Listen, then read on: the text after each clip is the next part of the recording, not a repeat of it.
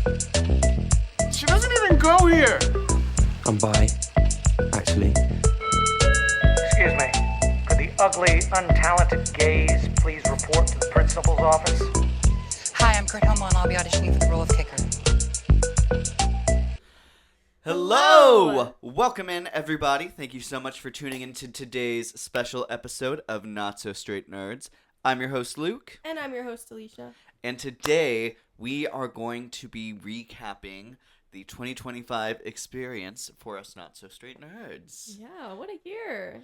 Yes, So it's a big exciting. year. This is the end of our first year doing this show.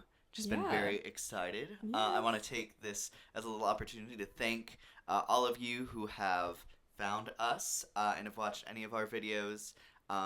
It's been a super fun time for both of us. Yeah. So we appreciate that. Congratulations on finishing out the first year.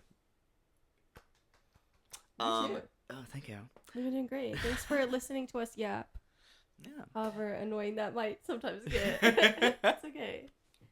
So, real quick, I wanted to ask, just like general vibes, movies of 2025. How do they feel? How does that statement make you feel? Dude, this was such a good year. This kind of reminds me, I feel like 2023 was an underrated year. I think it was aggressively an underrated year. Yeah, it was so good. I think people see Barbenheimer, which is great and should be acknowledged, but it is acknowledged, and I feel like there's so much more that could have been acknowledged that year as well. So I'm glad that I feel like, from what I've seen, maybe I've just like found the right side of social media that just like thinks what I think, but it's like I feel like we are appreciating so many great films this year, which is great because there are so many great films this year that deserve to be recognized. I hope that the award season reflects that. You just never know. It could be a horrible award season, especially because there's so many to acknowledge. I hope that not... I mean, there are a couple movies I wouldn't be mad if they won several categories, but I do hope a lot of movies are acknowledged. I agree. I would don't say know. it feels like 2025, as someone who's been watching this stuff very thoroughly, it feels like it got off to a very slow start. Oh, absolutely. Sinners was like a breath of fresh air after suffocating for months the first part of the year. So Yes. So, I think we eventually got there. I would Yeah. say as soon as, like, Sinners hit, beat, beat, beat, summer movie season hit, and it felt like things kind of Yeah. came to life at that point. Yeah. And November's always a huge month for like more award type films. Obviously this November was no exception. So, yeah, it did pick up, and it picked up in fun ways, and then it got, a little more serious. We had some breaks in there cuz it always has a little bit of a break in like August area. But it was still a fun time. It took a while to get there, but it was worth the wait. I would certainly say so. Indeed. So we'll have to talk about, and we're hoping to make a 2026 anticipation list. We are, because we spent so much time on that outline. So we'll see how next year is kind of looking. If we feel like it might have a long wait again, or if it'll get into it faster. Don't really know until we have it all laid out. Mhm. So, anyways, we'll have that conversation later. Indeed. Before we get too deep into more conversations on 2025, as we always do, vibe check. How are the vibes, Alicia? I'm excited. I finally took down my Christmas decorations officially before the end of the year, which is nice, and I don't have to worry about it. It didn't take that long. It took me like an hour. I mean, he helped too, which I appreciate. So, I've been catching up more and more on the Eras Tour documentary, which we'll talk about eventually sometime. I don't know. So yeah, the vibes are good. I feel awake this morning. I've been moving. I've been doing stuff. I'm excited to talk about. I'm very excited for this video and the 2026 anticipation. Very excited. Oh, absolutely. So yeah, what about you? My vibes are pretty solid over here. This morning I made sure all of my lists were ready for this episode, and then I randomly decided, in the vein of like picking like the best couple of movies out of this year, I was like, you know what, let's go crazy with it. And I made a Letterboxd list of my top 100 favorite movies. Period. And that's been fun to go through. Yeah. So, vibes. I've been vibing this morning. Yeah, I kind of makes me want to do that too, so I might do that sometime. So, anyways, because there's a lot of movies that deserve recognition. So, yeah. Well, Anyways, with let's that get being into it. said, we are going to start out with, and I think I'm going to change the order of our rankings a little bit. Okay. So we'll have a positive, negative, positive sandwich. Fair enough. To keep the vibes a little equal. Yes. So, we are going to start with going through our favorite movies of 2025. Yeah, so there are a lot to acknowledge here, so we kind of decided that we'll do like technically a top 20, but we'll pretty quickly go through and not write it out, our 20 through 11, and then we'll write down and maybe discuss a little bit more our top 10. Indeed. That's going to be for both movies and shows. So, Yes. here we go. So, I do want to ask first, how many movies from 2025 have you seen? I have seen 125 new Okay. releases from 2025. Okay. So I feel like that's pretty good for me. Like every year I'm watching more and more movies, which is nice. So this has been a big year for me. Yeah, I'm excited. I feel good about it. I feel like I haven't seen too many bad movies, so I feel good about the amount that I've seen. And then we're gonna watch a few more today, so I'll have a little bit more. Not much, like probably up to like 4 max. More. Okay. So, anyways, what about you? And then, well, before we move on for me, how many, because we are heavy Letterboxd users, Yeah. how many movies does it say that you've watched in 2025? It says I've seen 418. Woo! So yeah, I had a bit of a break where I didn't have a job for a while because I had moved back from somewhere. So I had a lot of downtime. So that number probably won't be as high next year. I don't know. We'll have to see. So like I said, I'm watching more and more movies every day. So maybe it will be. I don't think that's including rewatches of any kind. But I couldn't find that number. It's like formatted differently on my phone versus my laptop, so I couldn't find where that number was, that comparison on my laptop. So that's like the minimal number at least. So Heard. That's yeah. impressive. Yeah. Oh, I think that's kind of interesting. So, I have watched 163 2025 releases, so I've watched more of those that have released this year, but I've only watched, with a caveat here, 314. I have 314 logs from this year on Letterboxd. Yeah. I did only start using Letterboxd this year in May, so what the number beyond that could be, I could not even guess. Yeah. The only movies I knew I was watching before that this year was the Mission Impossible. We were trying to binge through that before the latest one came out. Yeah. But yeah. Interesting. Interesting. And I will say, since I started my mission to watch like one movie per day per month, and I think I started that like sometime around the summer, I've done that. Yeah. I would like to think that I've watched at least 365 movies. Surely. Yeah. But this was going to be the last year. I won't know that. Yeah. So. Yeah. So we'll see you next year. It'll be Very fun. excited for 2026 to be Yeah. my first full Letterboxd movie year. No, that's kind of my goal too. Always is to watch it at least an equal amount of like one movie a day for the entire year, so 365.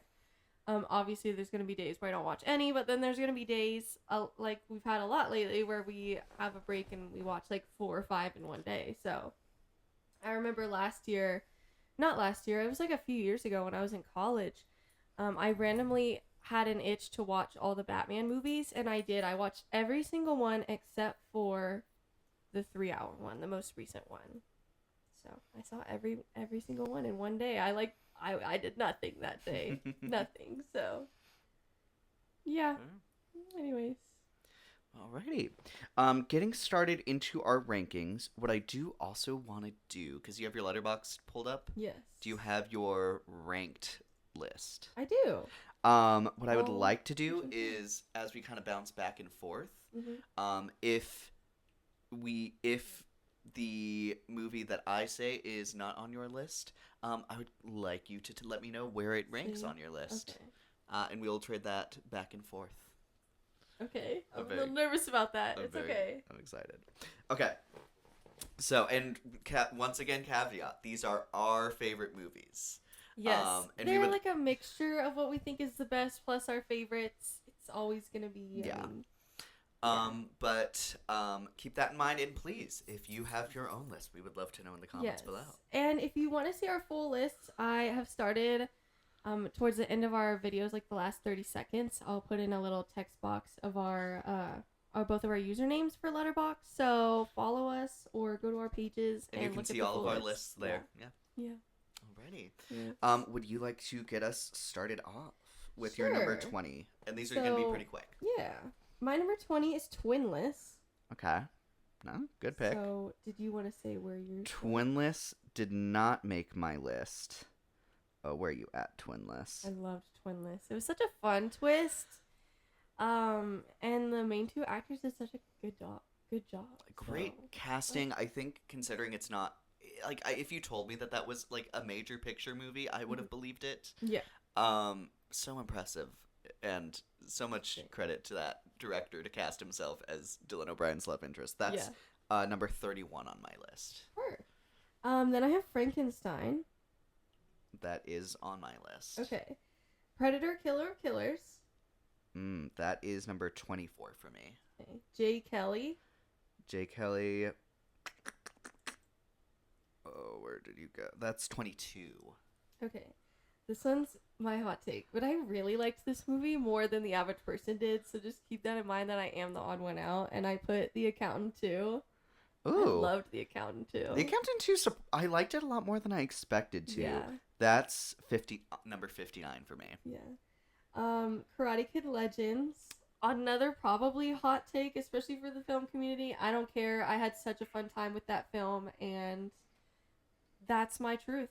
It's okay if you disagree. Karate Kids does make my list. Okay. And then I have F1, which I know is definitely not on your list, but I loved that movie. F1, So. I have at 60, right under The Accountant 2. Then I have Predator Badlands, That does make my list. The Roses, That also makes my list. and Sentimental Value. That also makes my list. So there we go. Alrighty. Where it's so did you want to go next with Yes. your okay. So of the 10 outside of my top 10, I have at number 20 Thunderbolts. Ooh, okay. That's number 34 for me. Okay. At number I 9 want to say it's the oh no, Fantastic Four is higher than that. Sorry. Anyways, at number 19 I have Predator Badlands. that made my top 20. Yes. Then at number 18 I have The Long Walk. Ooh, where is that? Oh, that made my list. Yeah. Certainly. At number 17 I have Karate Kid Legends. Yep, made my Will list. never understand like I had the so much aggressive fun. hate around that. Maybe not necessarily hate, but dislike for that. Yeah, I loved it. At number 16 I have Sentimental Value. On my list. At number 15 I have The Roses. Yep, same. At number 14 I have Together, which you I did did not see and don't really plan to. It's like I don't really do body horror, so I'm sure it's a great movie. I'm happy for the people that can handle that. I don't know. I can't. I might watch it because I can like skip through things, but I just anyways. At number 13 I have Avatar: Fire and Ash. That's close. That's number 22 for me. Okay. At number 12, I have Wake Up Dead Man. On my list. And 11, I have Highest to Lowest. On my list. Yeah. Highest to Lowest was crazy because up until literally yesterday, that would have been in my top 10. Dang. I'm very glad that we saw the movies we did yesterday because Wow. shifts things around. Yeah. So, now if we want to go back and forth, Okay. what is your number 10 favorite movie of the year? My number 10 is Sorry Baby. Okay. I loved this film. This was such a shock. Like the only thing I knew going into it was that it was sad. And I So remember this, in like- the description that's like all it gives. Yeah. So I don't know, this just shocked me so much. Its script is just beautiful. I think it's a shame that sometimes, it's getting recognized in certain places and not others. I think more than anything, it should get recognized for its script. But I also think Eva Victor, I believe her name is, the main actress and also director, is phenomenal and should get some recognition for that. I know she's been nominated. That's kind of what I meant, is she's been nominated some places, but not the script, and I think that's a shame. The script I think right now is nominated for Critics' Choice. Okay. But then it's not. She's nominated for acting in the Golden Globes. Okay, so it's kind of flipped there. Yeah. Interesting. It's interesting. I love that she's getting recognition for both. Yeah, absolutely, because she's very good at both. It's multi-talented. It's just so good. It's a film I'm gonna think about for a long time and will probably rewatch several times in my lifetime. It's not too heavy to like never want to revisit again, but it's just done so gracefully and beautifully, and I love her and her friendships in that movie, whether they're old friendships or new friendships. And I love the way she is almost like she almost like finds like humor. It's not humor, but it's like she's just astounded at the way people are reacting to this. And also sometimes she doesn't react the way society would think she should react. And I love that they just kind of push that a little bit. I love, pushing boundaries on that. So, anyways, yeah. Yeah, absolutely. Sorry Baby is right outside of my list. It is at number 21. Yeah. Oh my god, that script. Mm-hmm. So good. And she's a cat lady, and I love cats, clearly. Respect. So, Represent. as my cat is, like, eating my foot right now. Crazy. Alrighty. At number 10, I have Guillermo del Toro's Frankenstein. That's on my list. Oh my gosh. So fun. I don't think I'd ever clocked what a great director Guillermo del Toro is until this came out and we started looking at his filmography. Oh my gosh. He's some bangers. He's so fun. He has such Mhm. like a unique style that I think just he's able to like use in like various different types of stories. Yeah. But like it doesn't rely on his style. It's great. It's just so great. He's Mhm. so unique. Here I love the cast, the costumes, the production design. I think it's such a shame that we were only able to see it on Netflix because it is such Yeah. a cinematic. Same with Wake Up Dead movie. Man. Like, what a crime, Netflix. Gosh, it's just so crazy.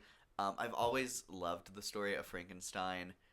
This is my favorite version of it. Mhm. I love the way that he like looks.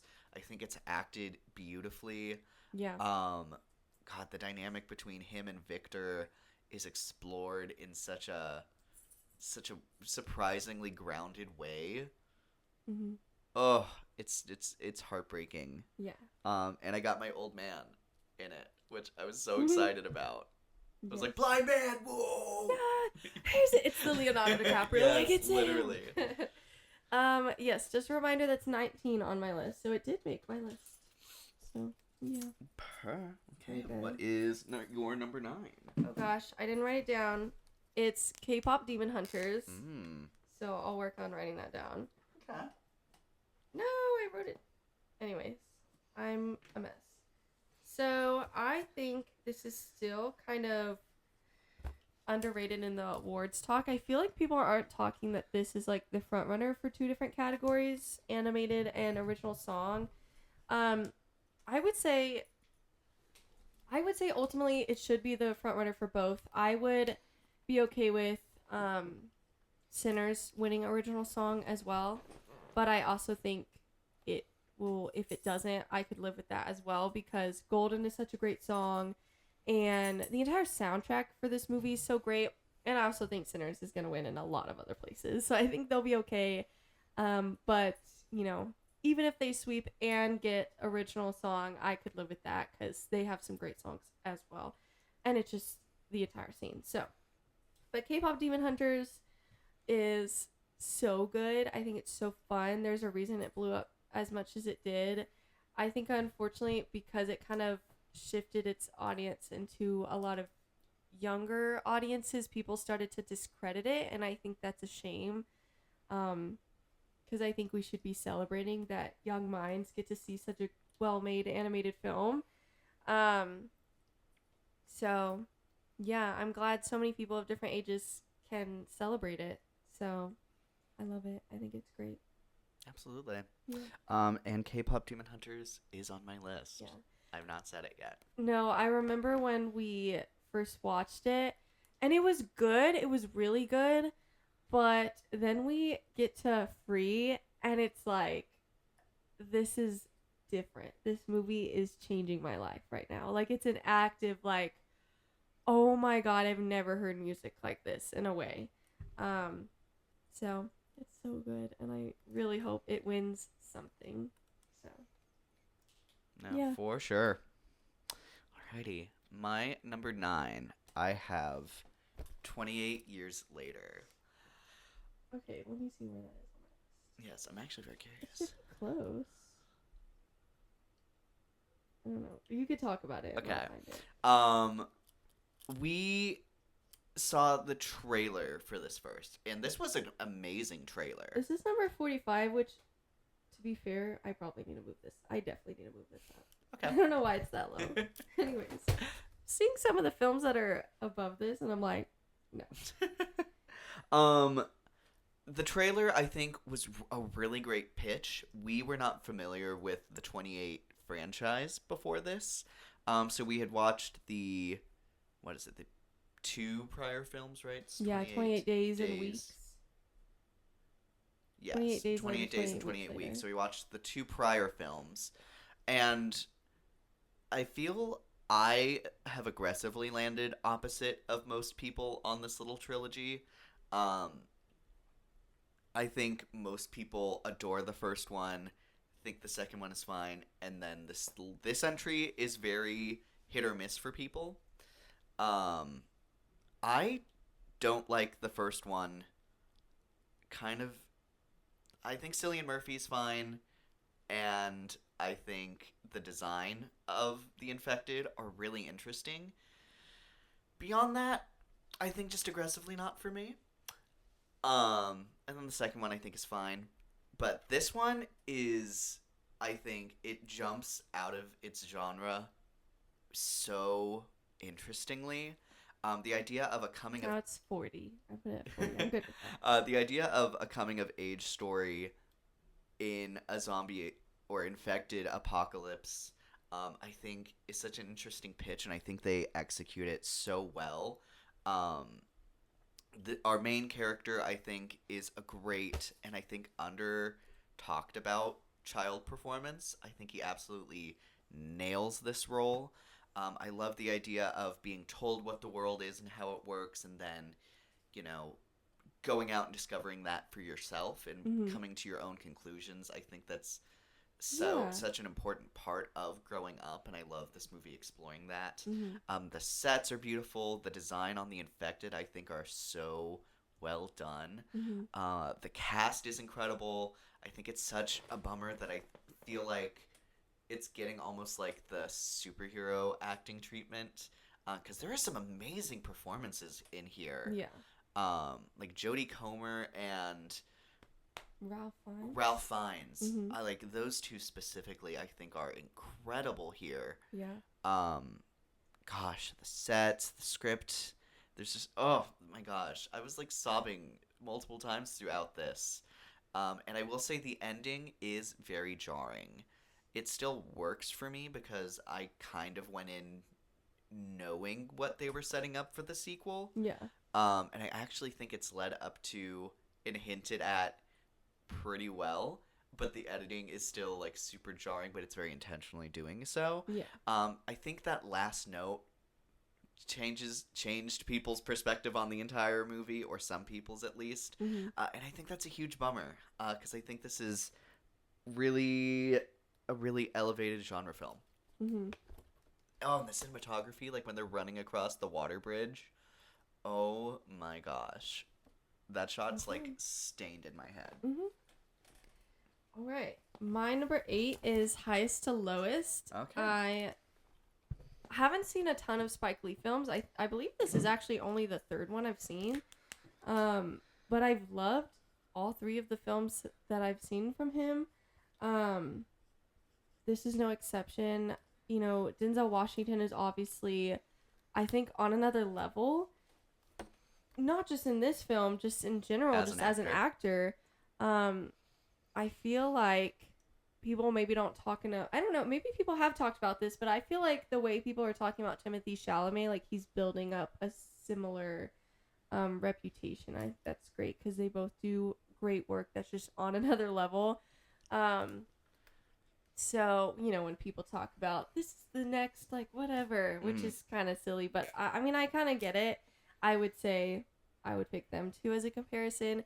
He's just so great here. And, you know, this movie, we see that it's like a crime, thriller, drama, whatever.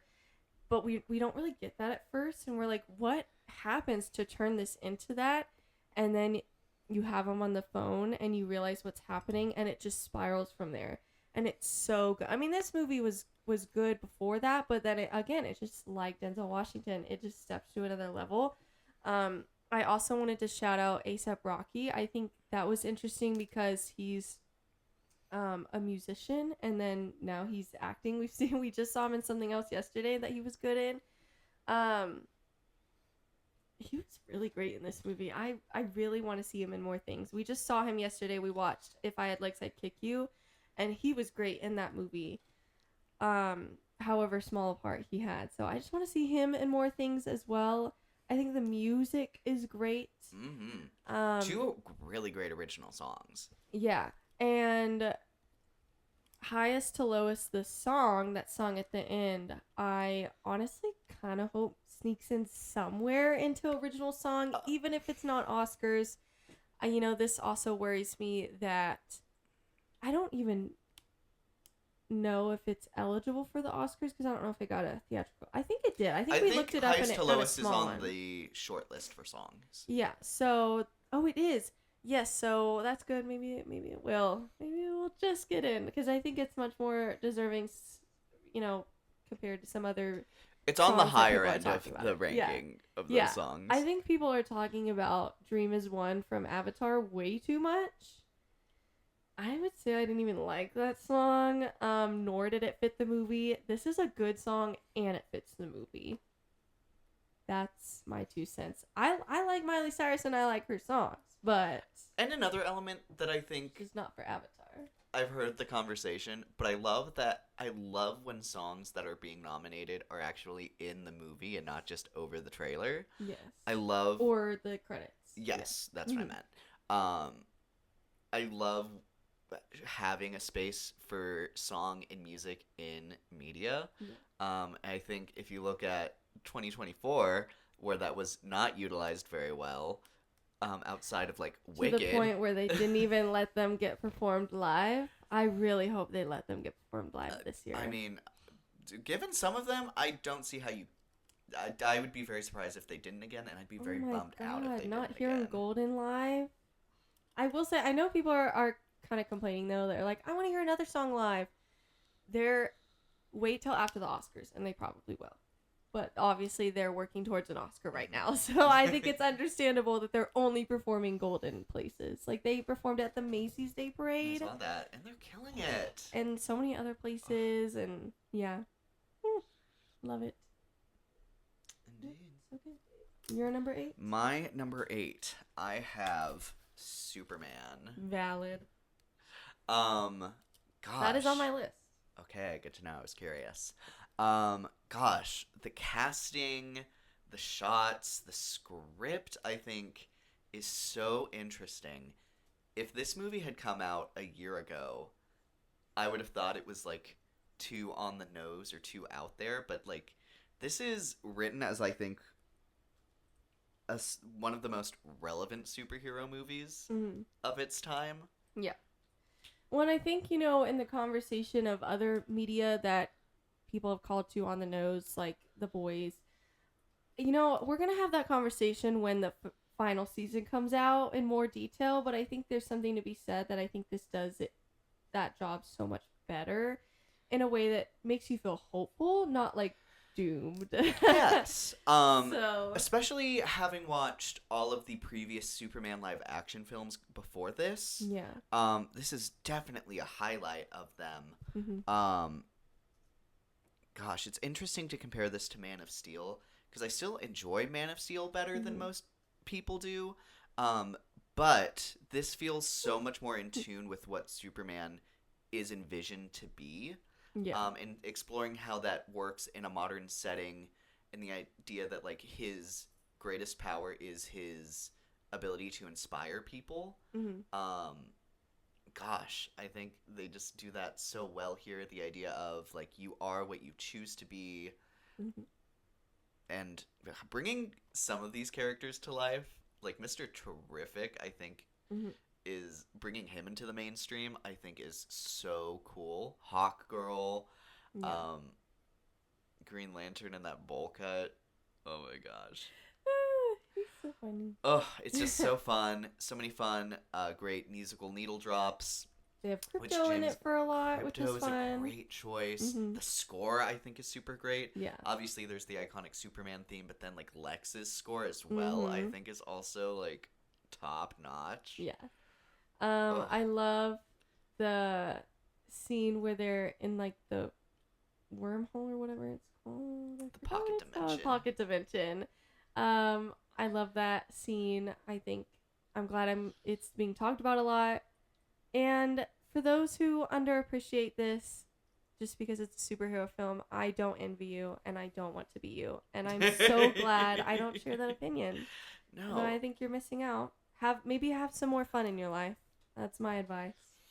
No, it's so fun, and I think it's a great base to expand a universe off of. Yeah. It makes me very excited for Supergirl. Yep. Obviously, we'll talk about that a bit more in our 2026 Anticipation, episode. Yeah. But this is confirmed to be getting a sequel. I'm so excited to see it confirmed, and Coming where it's out going to go. 2027. So we're going to have 3 Superman summers in a row, and I think that's so fun. Y'all, I'm so hyped. Love, love, love, love. Yeah, it'll be interesting because I know 2026 summer, obviously, we'll have another big DC and Marvel film coming out with Supergirl and Spider-Man. Obviously, I think Spider-Man's going to be much bigger just because it's Spider-Man. But I think Supergirl is going to be so fun too. And, but it'll be interesting 2027 with Man of Tomorrow. It's not on the radar, I don't think, as far as I'm aware, that any Marvel movies coming out that summer.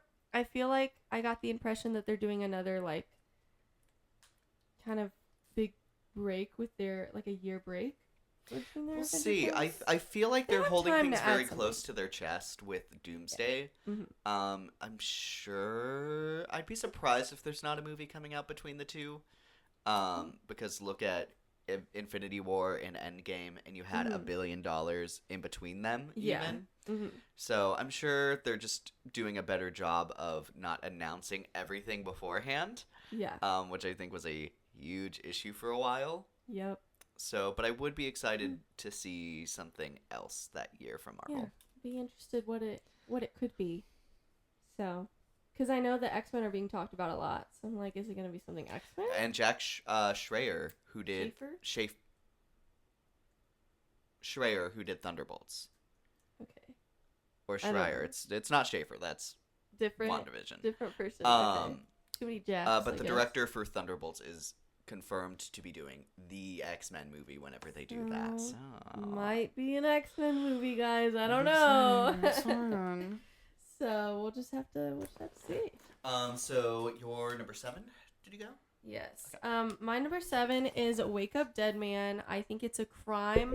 One, that we had to see this on a freaking Netflix screen. Same with Frankenstein. 2, that this is also not being talked about a lot in the awards conversation.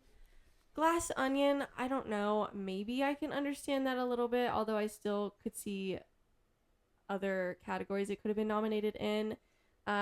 This one, I think it's kind of ridiculous that it's not in the conversation more. I wonder at what point are they maybe punishing Netflix for not releasing stuff. And maybe they're partially valid, even though it breaks my heart. No, that's fair. And if just a that's reminder, the this case, is number you know. 12 on my list. Yeah. I'm just glad that this is the last one with Netflix, and we'll see where it goes after this. It makes me a little scared for Greta Gerwig's Narnia. contract, that they're going to be shut out too because of that. But she's fighting for a theatrical release, at least partially for that one, so we'll see. Anyways, yeah, I think it's great. We have a whole video on that, so Yes. go watch it. Okay. Josh O'Connor, you deserve to be in the conversation for lead or supporting actor. It would be supporting, but he's Yeah. so good. Okay, at number 7, and I think this is going to be the most, like, furthest down on your list that we've seen so far. I have The Life of Chuck. Variety, you will always be my op. Calling This this. one's number 47 on my list. Oh, that's higher than I expected. Yeah. But first off, having an official, like, media outlet make a list of the worst movies of the year, I think. Variety has always been disgusting. I've still yet to forgive them for their conversation around the Marvels and Snow White. It reeks of misogyny. Those people should get fired and never write anything Well, because again. I don't know how much you're aware of it, but it was, like, figured out pretty quickly after the fact that someone who was trying to take over Disney, like, as a corporation, was paying Variety to snuff out Marvel with stuff like that. So, you know, Gross. I think any media that can be easily bought should be easily ignored.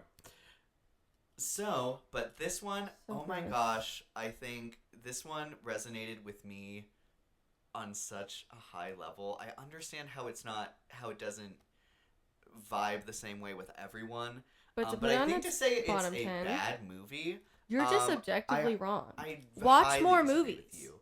I remember Watch more seeing movies. reviews, like quick reviews of it. I mean, they that were treated talking about, like, Sinners the bad too. Like, ugh. I remember seeing reviews Can't. specifically of The Life of Chuck that kind of just sounded like they didn't get past the first part of it, where it's like they just keep talking about, like, really basic fortune cookie stuff about, you know, despair and whatever, and it's like, well, but they explain why later if you just watch the damn movie. Yeah. And it's a superstar-studded cast. Yeah. I don't feel sorry for you watching this. Like, No. but no, I absolutely love it. I like the mystery element of what's happening in the beginning, and then the explanation later of what we watched, I think makes that so heartbreaking. I think it really kind of highlights, like, how much is inside of a person, and how big of a deal death is. Like, all of the stuff that a person takes with them when they go. And I think it really highlights the tragedy of that so well. Yeah. I also love, it has, like, I just talked about this in my birthday episode, but, like, a life-affirming quality to it that I adore, like, with its middle to third act. Like, with him getting his vibe on in the entire second section. I think, he ate that. Mhm. Tom Hiddleston, why weren't you on Dancing with the Stars? Yeah. But it's so fun. And then going into the third act, it also gives Just imagining him Street. dressing up as Loki on Disney night. But it Or gives Thor, so many completely different. But anyways. but it gives Fear Street in the way that it talks about what like gives a story going backwards and adding value to what you've already seen in a really interesting way. This is in a year where I've watched a lot of Stephen King stuff. This is my favorite of them.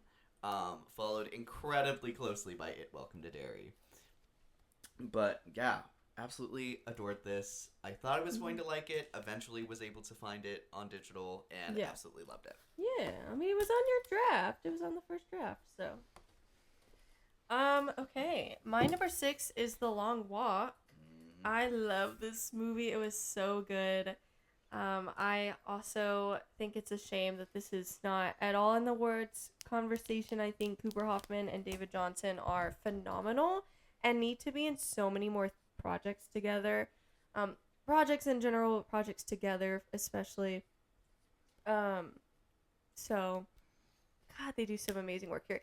Just the fact that they took a concept, which is, this is a movie, a dystopian movie about 50 guys walking until they die, basically, until you have one person left, and making that an interesting movie. Like, you think, how is it going to be interesting to watch them walk? Like, it is. It's the conversation. It's the character building. It's just phenomenal. I eat up character building. I love characters when they're developed well. And I want to give props to the script for making all these conversations so interesting. So Indeed. yeah. I very recently actually learned that apparently the ending in the book is a little different, which I didn't know. I super love the way they changed it. Yeah. I think it adds to how it makes the film so much more relevant. Yeah. This was number 18 on my list, by the way. Yeah. I don't remember. But, no, I think it's so shut up, guys, that the Academy literally, like, was posting clips from this movie, and then their shortlist comes out. To be fair, none of the acting shortlists have come out, but I'm like, guys... I'm not holding my breath, unfortunately. Like, I wish I kind of was.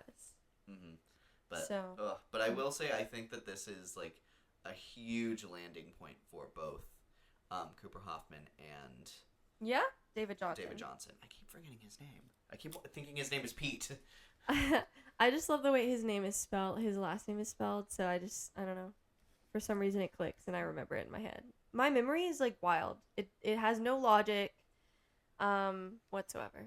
So anyways. Yeah. And it's so you were saying the other day that you saw Alice Oseman, the author of Heartstopper, that they were posting what was it, both Nick and Charlie's crushes, and it was both of them. Cooper Hoffman and David Johnson. That's so real. I just know he had the best time watching that movie, and that is so real. That's so I love them. Okay, at number 6, my number 6, I have Warfare. Very good. That's somewhere close on my list ish. 24. Good. No, I super loved this. I think this was also a movie that I was clocking I liked a bit more than most people, but everyone was referring to it as really good. Yeah. Which I loved. It has such a great cast. It's Kit Connor's biggest movie since Heartstopper blew up. Yeah. And then from that, he's going into Alex Garland's Elden Ring movie, which I think is so exciting. And what you might not know about Elden Ring, it is a video game, but it's a video game written by the author of Game of Thrones. Ooh. Okay. Maybe love that. Maybe. I'm very excited to see. Alex Garland, I think, is a great director. I've loved a lot of his films recently, and I'm just so excited to see what happens next with him. This film speaks to me on a different level. My family's from a military background, so I feel like I actively relate to this a little bit more in that I know people who had been through things similar to this. A lot of people who have been through some stuff like this. And I think it does a really great job at highlighting that, like, these are, like, very young men who, you know, are there with great intention, but like Mhm. you know, it's so sad that you know they are out there. Yeah. Gosh, and how Mhm. terrifying it is. Mhm. Like the craft of this movie, I think is, The sound, like, I honestly hope it gets in the conversation somewhere for sound. like if anywhere, I would say sound, Mhm. but everything else, like, Yeah. especially with casting categories opening Mhm. up, I think this is certainly up there. Yeah, it should be. Whether or not it'll be acknowledged, I don't know, but I also think Will Poulter does a great job. A lot. Joseph Quinn. Yes, Joseph Quinn. Um, There are a couple others, and I'm forgetting their names. it's But just such a it's such a strong great cast. cast. Yeah, yeah. For sure. My number 5 is Superman. So, I loved this movie. I thought it was great. I don't know. It's just one of those that's like you just feel so much hope. And again, I don't envy those that didn't walk out of that movie feeling that. I thought this was such a perfect comic book movie.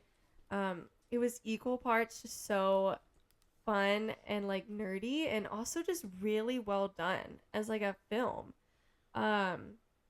Obviously you have so much CGI. Sure, it has its moments like any superhero film does, sure, but then it has moments like the Pocket Universe thing. I'm like, I can't imagine not just like eating that scene up. It's so cool. Yeah, I think everyone does a great job here. Lois Lane, I love you. Rachel Brosnahan, I love you so much. I feel like actually, because you saw like the word of 2025 was rage bait. I feel like this movie did a lot to add to that fact. Really? Mm-hmm. Because it has the monkeys doing the stuff online, but then also so many people talking about that clip from the trailer where it's like, it's you should always be rage baiting your boyfriend. Period. Anyways. The Yeah. impact of Superman. Yeah. Ditto. We have a video on that as well. We have a do. video on most of these. So. At number 5, I have Train Dreams, which was a semi-recent watch of ours. I'm curious where it's on yours. It's on 21.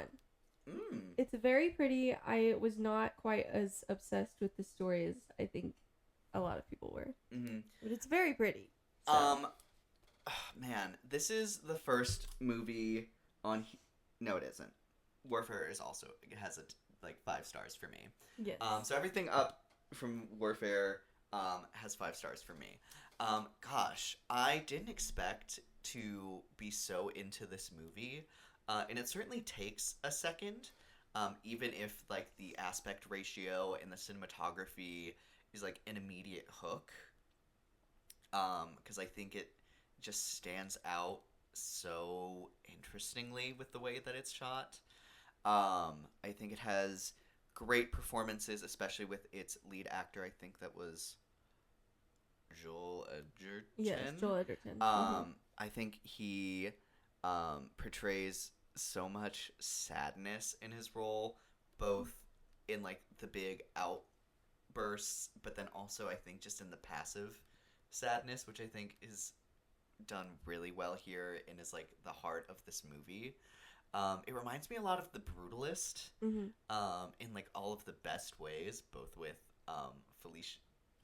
Felicity Jones, which I think is also funny. But it's just so heartbreaking, and I specifically love kind of the exploration of feeling like the world is moving on without you, and like this feeling of kind of being lost and not really having an understanding of your place in everything as it's changing.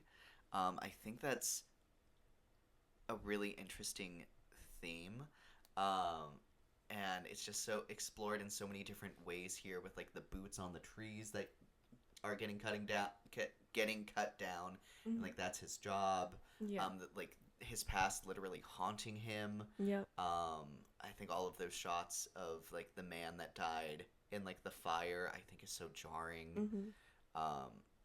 It's just such a heartbreaking film. that still has like whenever he's like flying in the plane at the end and like is able to see everything and like is able to see his life.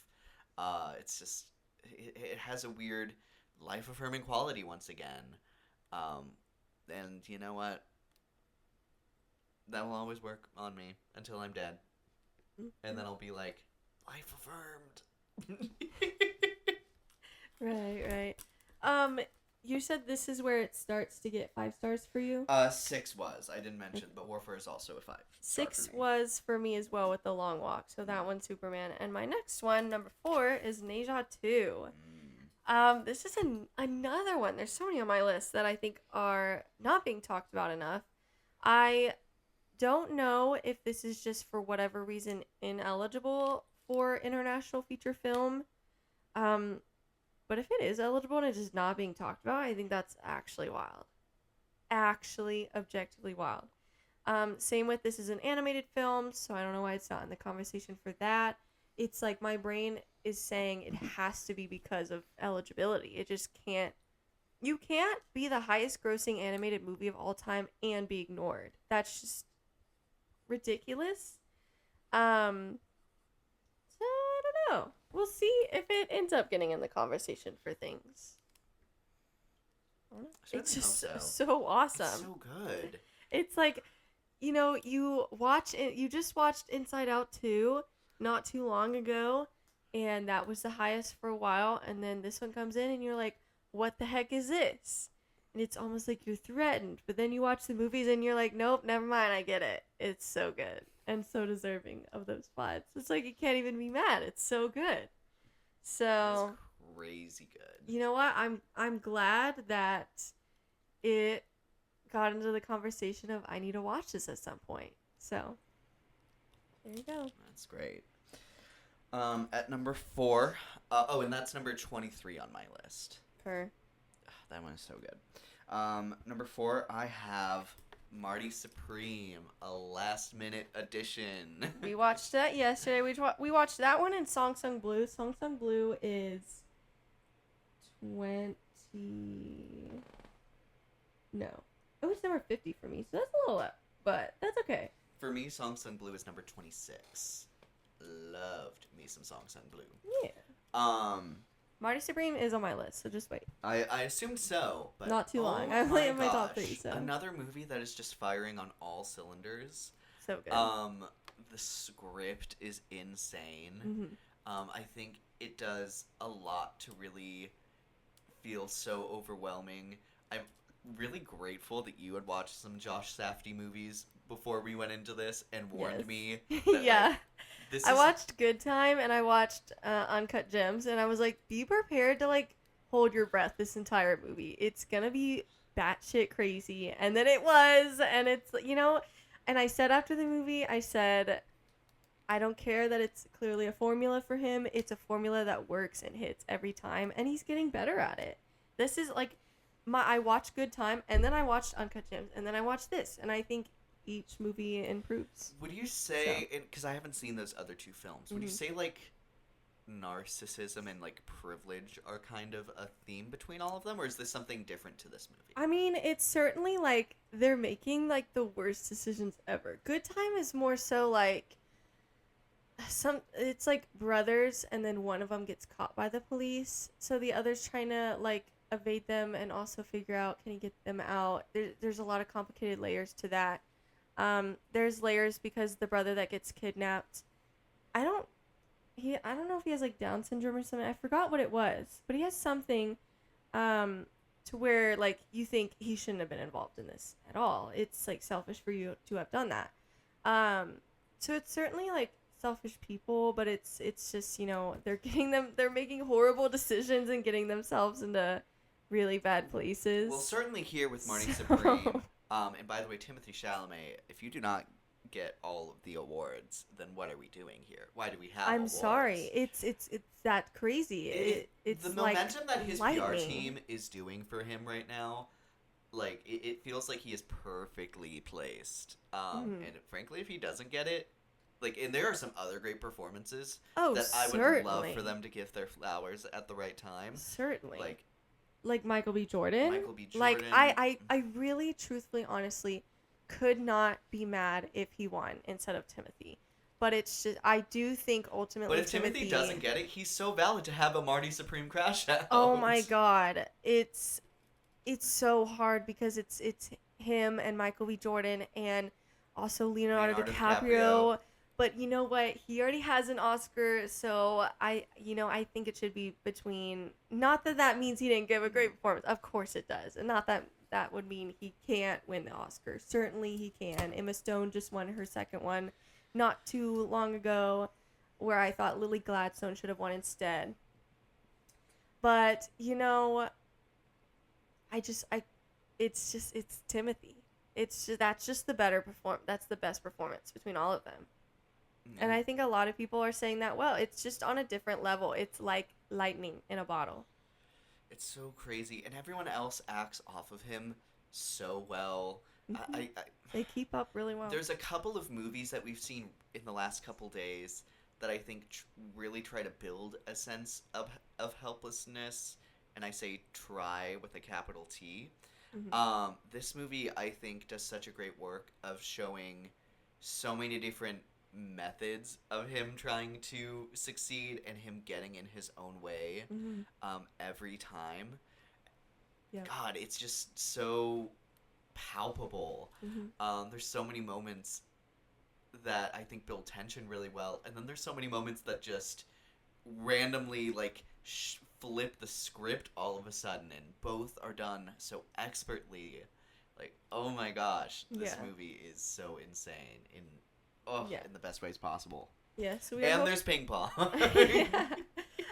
We're hoping to make a video on this at some point in time. Yes. But there's just so much to talk about. It's so great. Please see this if you have a chance. It is a last minute game changer. It really is. So I put this on my personal nomination list for so many categories. So yeah. Speaking of Marty Supreme, that's my number 3. So I guess I won't talk a whole lot about that because we already covered a lot. But yeah, I think Timothée Chalamet has had such a great career. He has been nominated a few times. I can't really say like he should have won by now. He probably should have. He was my personal pick to win last year, but then again, like, never say never. Adrian Brody won his second one last year as well. So no, I was literally trying to remember who won it last year. Yeah, which he had a great performance too. He but had a great one. Yeah, I think he's overdue, even though he's so young. I think people are trying to like maybe, grab onto any reason he shouldn't be a shoo-in to win, and I think his age is part of that, unfortunately. I think that's ridiculous. I think Leonardo DiCaprio is another one of those that has deserved it for a long time before he actually finally got one. And then he's also in the conversation this year. So I can't truly say that any of them are truly a clear lead at this point. I think maybe we'll have an answer, once, some bigger award shows are happening. Yeah, but we'll see. We'll see. So, yeah. Indeed. Alrighty, my number 3, I have One Battle After Another. And this is one movie that moved up. Gosh, I remember watching this, and first off, hearing that this movie was a modern masterpiece after the trailers it had, like, in my mind, I was like, these two things can't exist. Or in any case, it's going to be a movie that's not for me, because, like, this trailer, like, if I wasn't in the space that I was, like, in the amount of movies I watch, like, I probably would have skipped this. It's so crazy that the trailer, to us, which we haven't heard this a lot, so I guess this is our hot take, but we share it, that it just did the movie such a disservice leading up to it, because it just came off as like such a different movie than it was. It almost came off as like some whatever comedy, and this is not that. I mean, it's certainly There's some funny. great funny moments, certainly, but that's not But at it's all what the such a- film is leading with. It's such a thrill. It's such a ride. Oh my god. And then so it just leads up so perfectly to that one scene that everyone's talking about with the cars, like with the hills moving up and down. Just phenomenal camera work there. Great performances from him and Chase Infinity. From Tiana everyone. Taylor, Tiana Regina Taylor, Hall, like Benicio del Toro, Sean Penn. Oh my even. god, what a cast. Like, we should actually, I wonder if I did put this on casting, but I should if I haven't already. Just listing that out. We're like, wait, everyone's giving some great work here. And this is luckily in the conversation, so This is you know, I think it should. Yeah, I think, you know, this one and Sinners and maybe Marty Supreme are gonna take a lot of categories. So Yeah, those are 3 movies that are and are deserving to do so. yeah, they're which is getting interesting. recognition where they deserve it. Mhm. I would say Sinners is maybe a little bit of a caveat that I think it's performing on the same level as these, but it's not getting recognition everywhere the same. Okay. But no, it's so great. So many amazing, like, career-defining performances. Crazy that it's Chase Infinity's first. And Oh it, my God, feels like girl. the peak of someone's career. Like, so insane. The directing is insane. So good. The script, I think, is so powerful. I originally had given this 4.5 stars, but I recently had heard someone talking on the film, and it had, like, made me loved the film even more. Like, they had talked specifically on Perfida Hills, Beverly Hills, Tiana Taylor's character. It's a mouthful. But Perfida and Sean Penn, and how, like, talking more on that dynamic, and then how the film kind of wraps around to Perfida still loving her daughter. That's an element I didn't super get in my watch, but, like, I can see it now. Yeah. And then talking more, I had seen the power of Lockjaw's character, and how fascism is never gonna help you out that much, bud. But It's never gonna serve you unless it's convenient to them. yeah. So And I think this is, like, kind of like in a year that has so much commentary on fascist governments, this is, like, the movie that talks about that. so good. And I think it nails that conversation perfectly, about how revolutions change, everyone's fighting their own revolution, and, you know, yours doesn't have to get in the way of other people's. Revolution changes, and it's important to kind of change with it. Gosh, just such an iconic movie. So good. Speaking of, that's my number 2. And I went ahead and put Sinners as my number 1 since we already talked about One Battle After Another a lot. And we have a video on that, and we have a video on Sinners, of course. Sinners is just great. I've had an itch to rewatch that and One Battle After Another again before award season to maybe really narrow down, like, which I would give a win to in each category.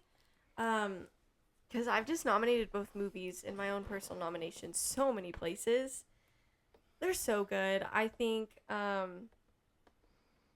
Sinners just really shook the game, and I think it has a fun opportunity to stand out because of when it came out versus all these others.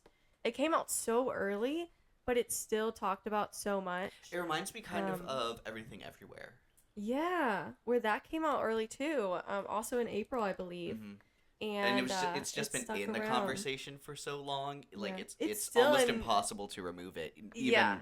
It's though, still talked about a lot. So why would you? Yeah. I think Sinners is going to be the same way. I think it's a perfect movie. It really is. It's a masterpiece. I think these top 3, I would say, are masterpieces. So good.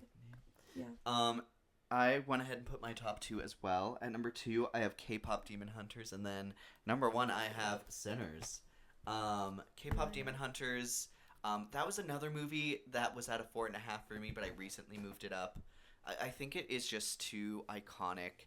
Like I'd originally said, like the pacing towards the very beginning, I think, has like really fast parts and then slow parts, but I don't care anymore. It like the character design is so great. The visuals are iconic. It takes clear homage from like the Spider-Verse movies, which I love. But then still manages to make it its own. It explores a culture that I don't think is explored a lot in mainstream movies enough. But I think it does that in such a beautiful way, both the past through like what it presently looks like with K-pop. And then the music is just operating on such a different level than everything else. Like even just like in the music industry even, it's crazy. And then Sinners, truly I think a defining film of the year. Ryan Coogler I think has been such an underappreciated director. Hopefully this is a massive change for him. Because certainly this is like He's the deserved most recognition. memorable movie of. Yes, for a long time, and I'm just gonna say I'm glad that this is giving that to him.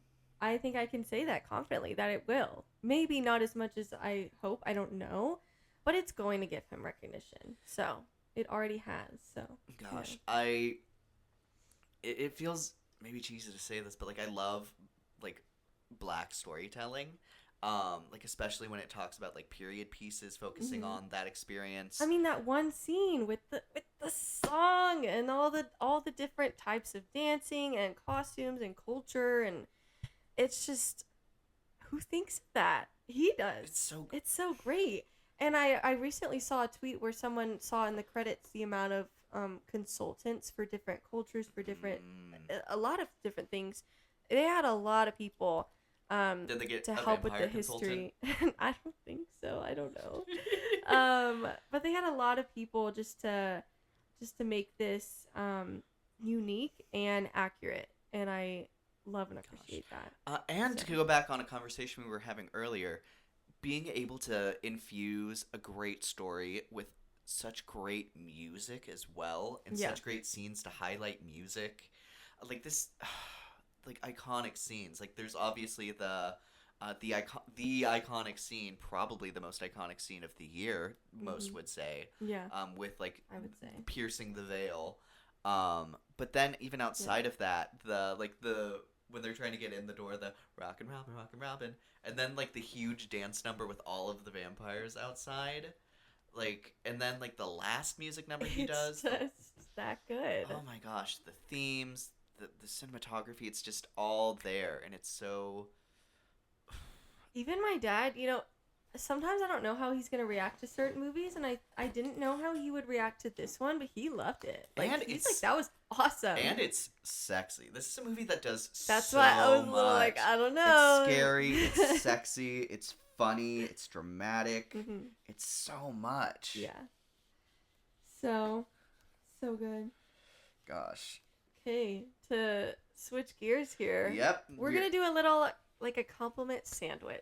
Yeah. Because we don't want to be like Variety, and we don't want to hate on movies. I don't see us really talking about a lot of these a lot. Whatever. That was a confusing wording to me. Yes. I just,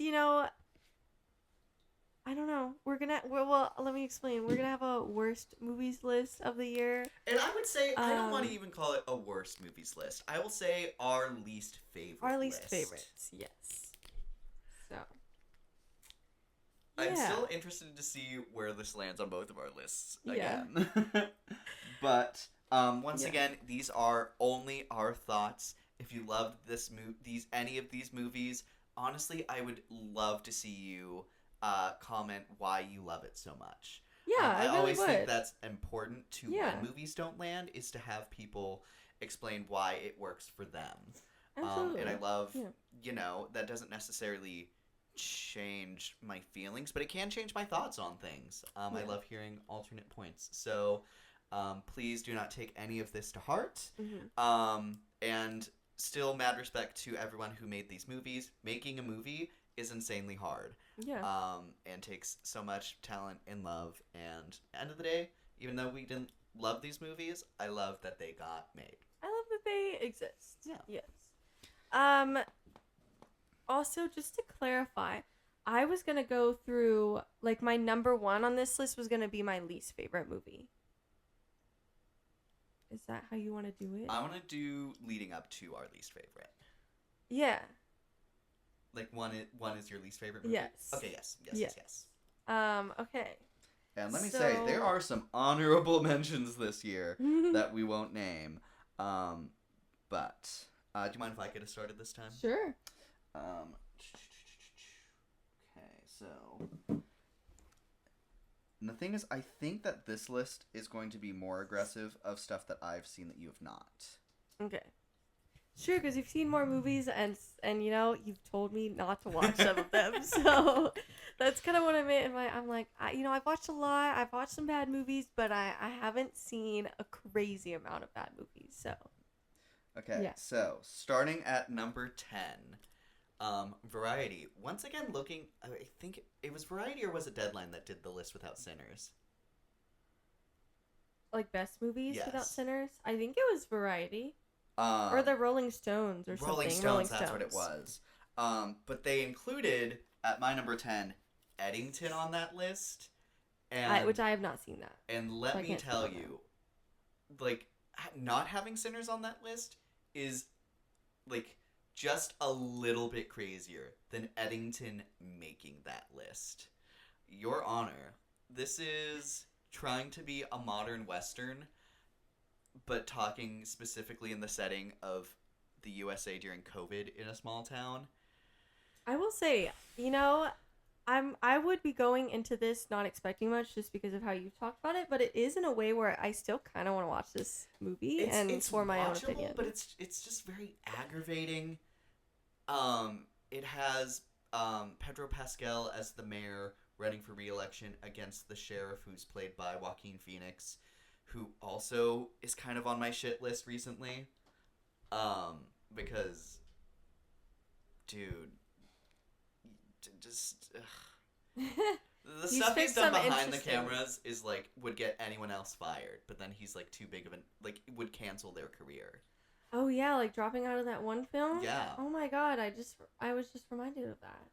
Yeah, But that's this crazy. movie tries to like take a central approach to like both sides during COVID are horrible, but then they like take such a big swing that's just like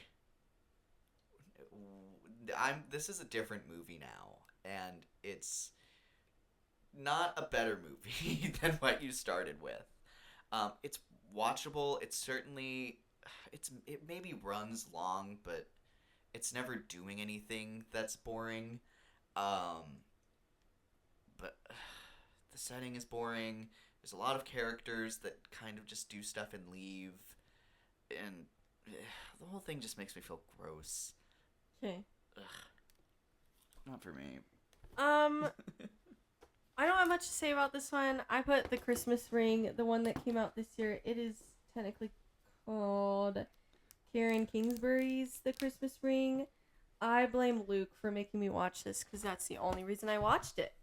It's like, we're going to this theater with more movies, so let's watch this one. And I was like, okay, Hallmark movie, sure. Oh my god, it was not for me. Not for me, and I looked over at him several times in that movie, and I was like, why would you make me watch this Bro, movie? it has Beast in it. And it was expensive. It was an expensive ticket because of whatever stupid studio released this movie. I'm like, why are you charging me so much and giving me a bad film in return? Now, on my list of movies that I watched from 2025 on Letterboxd, this is the least seen movie that I've seen in 2025. Good. I don't want people to watch this movie. Don't waste your time. But needless to say, that will be on my list somewhere. My number 9, another one I don't think you've seen. I watched Bride Hard. No, I have not. It's Rebel Wilson is doing what Rebel Wilson always does, and then everyone else is just not funny. The action, I think, is incredibly, mostly uninspired. not particularly romantic or feeling anything when watching it. Yeah, just I wish this was a more forgettable movie, but I will remember this for a while. And Divine Joy Randolph is in it. Oh no! And it's like, Queen, get away from there! Why here? No. I put at my number 9 A Working Man. This was one that was like overstimulating to watch. It's just so there's just so much sound. I recently thought of this movie yesterday when we watched Marty Supreme, because you might ask, why the hell are you comparing these two movies? Listen, it's because both movies have some sort of sound going on in the background, whether it's like a real person or like something actually happening on set, or this like music that they're adding throughout the whole most of the movie. There's something going on sound wise. Same here, except for Marty Supreme does it well. This is so overwhelming. I was just waiting for this movie to end. I just couldn't. It was so loud. It was not good. Yeah, that's all I want to. That's the amount I want to talk about this film. Fair. That one is also on my list. At number 8, I also have The Christmas Ring. Gosh, I don't know. It's the first time in recent memory I can remember regretting paying to see a movie. And with the amount of movies we see, no, that's a high bar. I kind of next year, there were certain films this year where I'm like, why did I watch that in theaters? And I kind of do want to go more into this next year thinking about that. I think I just need to be okay not watching certain movies, like Gabby's Dollhouse. I'm like, why did we watch that in theaters? I do not regret watching Gabby's Dollhouse. You speak for yourself, man. I mean, I regret paying for it. Crying in the bathtub. That's actually not on my list. Nor spoilers. should it. No. But anyways, Movie of the year. There's just, sometimes I just don't need to pay for movies if there's a lot going on. But so. Going into this with I would say a pretty low bar of it being an okay Hallmark movie, and then for it to not hit any of the right beats to be compared in the same vein as a Hallmark movie is impressive. This is what people think all Hallmark movies are like.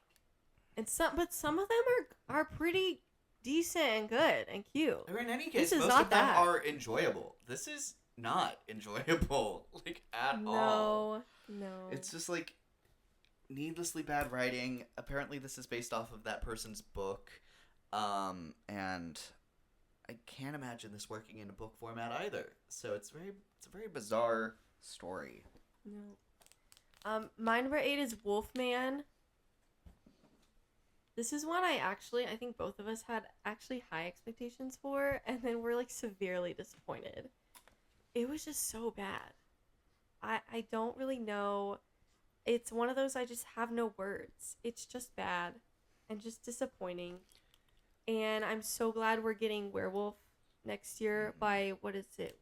Robert Eggers, who did Nosferatu. Because I need a good werewolf movie. Desperately. I mean, I don't care about werewolves all that much. They're probably one of my least favorite supernatural creatures. But wow, this was bad. Anyways. Indeed. And that is also on my list somewhere. My number 7, I have Netflix's The Twits. Gosh, I feel like this came at a time where I just watched a really good animated kids movie. In Your Dreams, right? Wasn't that one? I think this was around that time. Mm-hmm. But I think it's just a little sad that I think there's a lot of people who think it's really easy to just make kids movies. It's giving the Smurfs. Yeah. I haven't even seen it, but that your description. The idea that Giving you can put Cocomelon. anything on a screen as long as it's in a quirky animated style, it's gonna land and kids are gonna love it. We're gonna put celebrities in the cast so it'll be respected. It's none of that works. Like, you have really weird and jarring animation that doesn't really fit with the story you're telling. The characters are just bizarre beyond any kind of point of, like, interest. It's just so weird. It tries to do a lot of different things, and just... Well said. My number 7 is Netflix's Happy Gilmore 2. This might be a hot take. I don't know. I think some people somewhat liked this film. I was not one of them. It gave me flashbacks to Electric State, but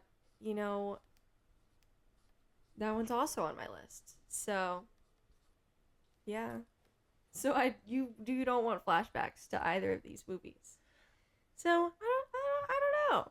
I liked that his daughter was in it because she's very fun in You're So Not Invited to My Bar Mitzvah. She's great in that. So I was like, oh yay, she's here too. And that's probably all I gave in terms of rating for it, was that she was in this movie. Happy Gilmore does not make my list. That one was 133 of 163. Mm-hmm. At number 6, I have Wolfman. Guys, I was so hyped for this movie. I didn't like the first trailer, but then I was like, but it's a werewolf movie. I love werewolves. Right? And I had not too long ago watched all of the Universal monster movies, and The Wolfman is a standout among those. And then there's this that tries to be a grounded werewolf movie, which is a crazy statement to say. Maybe we should have known better because it came out in January. But then, Companion came out. Companion in, came out, January, Megan's a January February. release. Those are the ones I always hold out where it's like there's some hope for January. Mm. But also it came from the guy who remade The Invisible Man. And, that is a great that's modern really good. adaptation. Mm-hmm. And then there's this, where it's like, what if instead of being a werewolf, you're actually just, a really sick person who becomes really hairy? And it's just No. or you we could wanna make see them a werewolves. werewolf. That's an option. Yeah. Just very bizarre. It's almost worse because I know what they were going for, and it's just not as interesting as doing a werewolf movie. So sad. My number 6 is The Electric State, like I just said. That this was going to be on my list. I was like, yep, it's the next one. Yeah, this is bad. So much money went into this movie, and for what? For why?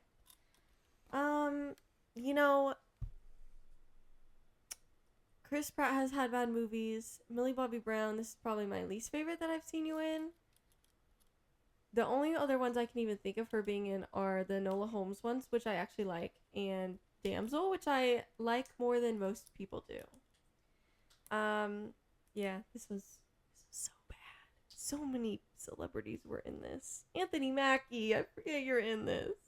At least you're a fun part of it. Anyways. Yeah, Electric State is right under Eddington for me. Sure. My number... Oh, I have to write my number 5. Just say what it is.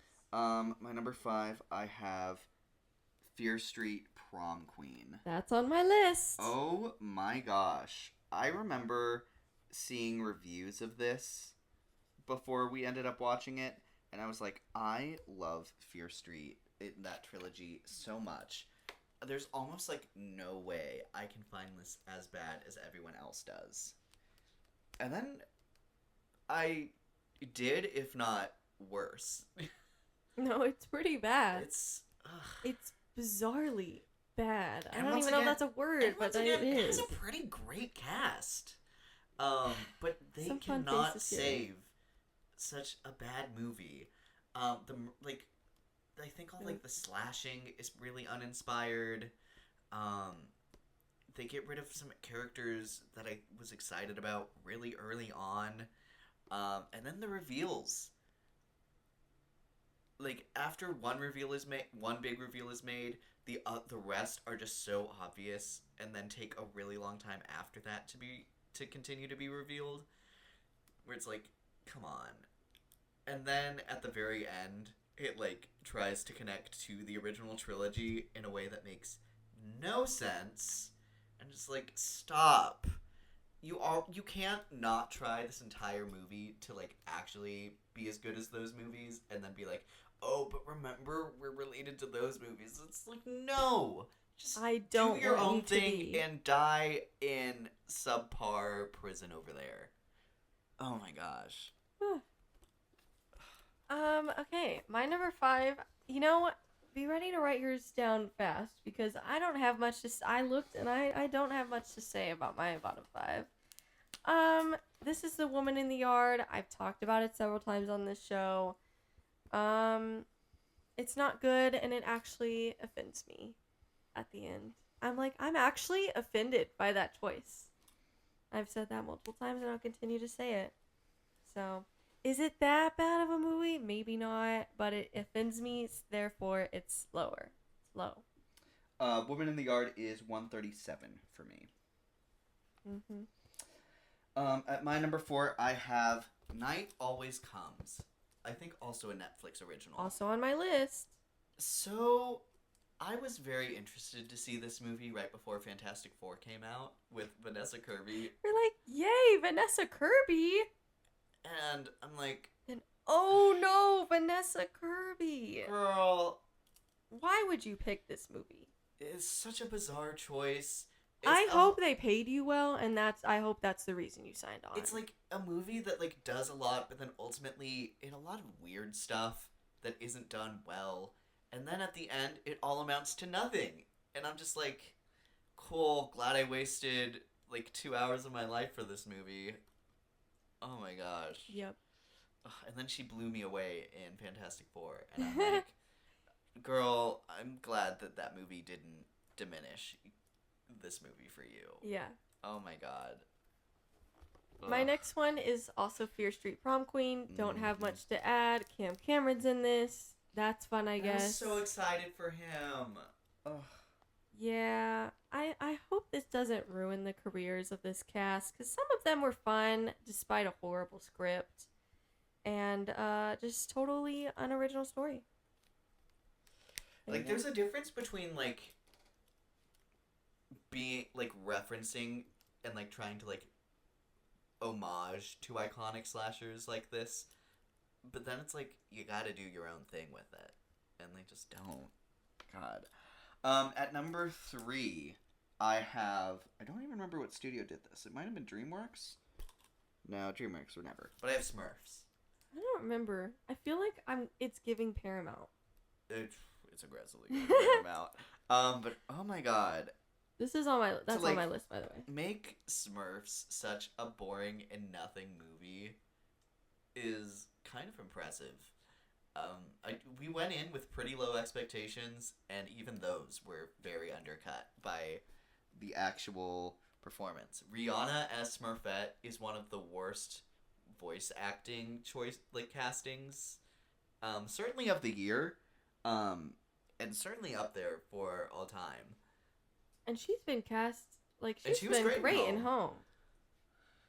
But it's like so aggressively trying to be Paramount's Trolls, and just like not charming. DreamWorks is Trolls. DreamWorks. Paramount is trying to have their own Trolls. Yes. It's just not that at all. It's so. Ugh. Okay, my number 3 is Night Always Comes. I don't have much more to say about this either. It was bad on so many levels, amounted to nothing. You know, and we've had a lot of films this year about everything possible going wrong for a character, and Marty Supreme is like the aggressively clear winner. You know, and I liked If I Had Legs, I'd Kick You, unlike I don't think you did. But, you know, this one was pretty bad. Straw was pretty bad. I liked Straw enough. It was I think okay. that's an okay movie. I feel like I was talking to Cole about If I Had Legs, I'd Kick You last night, because there's been a couple of movies that we've seen recently that try and build a sense of helplessness in the character. I would say to truly make me feel like a character is really helpless, like, a movie has to put in the work for me to think that they've exhausted all options. I think of The Housemaid is actually does a great job to build that, like, there is nothing this character can do. And I feel like there's a decent amount of movies from this year that there are, like, clear things that we don't see them try, and they don't say that they haven't tried to get themselves out of the situation. Or like with Marty Supreme, he does try, but he like gets He in always his gets own in way. his own way. Mhm. And I love what that, I think, works so well, that he's constantly, like, if not his own worst enemy, creating his own his yeah. own enemies everywhere he goes. Ugh. Okay. At Number number 2, I have A Working Man. And I was the one who made us watch this. Yeah, you were. Yeah. And I liked it the least between the two of us, which I think is interesting. But, gosh, I remember, like, after we left that movie, I remember us chilling, because it was raining after the fact, like, really hard. So we were just kind of chilling, and an older couple came in after the fact and went up to the ticket booth and was like, "We want to see Jason Statham." They're like, "What movie?" "We don't know what the name of the movie is, but we're here to see him." And I'm like, that's, like, just what this movie is. Yeah. It's just like, hey, Well, Jason it's funny- Statham is still working. It's funny too because they had a stack of posters literally right next to them. So I was almost like, this guy, a working man, like, point to it. Anyways, you don't even know the name of the whatever. Like, And then he was kind of making it the workers' problem. He's like, that Yes. movie, as if they should know. I'm like, they're just trying to do their job. man, Dude, you're the one wanting to see this movie. The least you can do is know the title. And then not blame it on the worker for you not knowing the title. really uninspired action. Oh. It's just, like, trying too hard to be a conservative John Wick. But then it's, like, doing stuff contrary to, like, even conservative beliefs. Like, oh, the police are corrupt. Oh, there's It just like doesn't know its Ukraine, audience. Like it's just murals out here. It's so bizarre. It's weirdly like trying to appeal to both sides, and I'm like, at this point you can't, babe. They're way too different. So, anyways, my number 2 is Smurfs. Interesting. Oh, I wonder if that officially means we have the same worst movie of the year. It does. Hold on. I don't know. We could do it together. Yeah, Smurfs was so incredibly bad. That's all. Okay. Period. Goodbye. Are you ready? 3, 2, 1. The Strangers, Chapter 2. Yup. Gosh. It's like a Yup. non-movie. It's just not a movie, It's man. just things happening in a movie theater that we saw. It's so weird. No, it's actually that experience.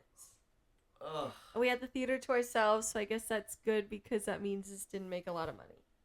Theoretically. No, it certainly did the worst of all of the Strangers movies. Good. But You're not even in the house. And then there's gonna be another one this year. That's one of the ones where I'm like, I actually don't think I'm gonna see that movie. God. Nope. Not unless it just like has a good critic score or something. I don't know. I fear I will have to see it just to see.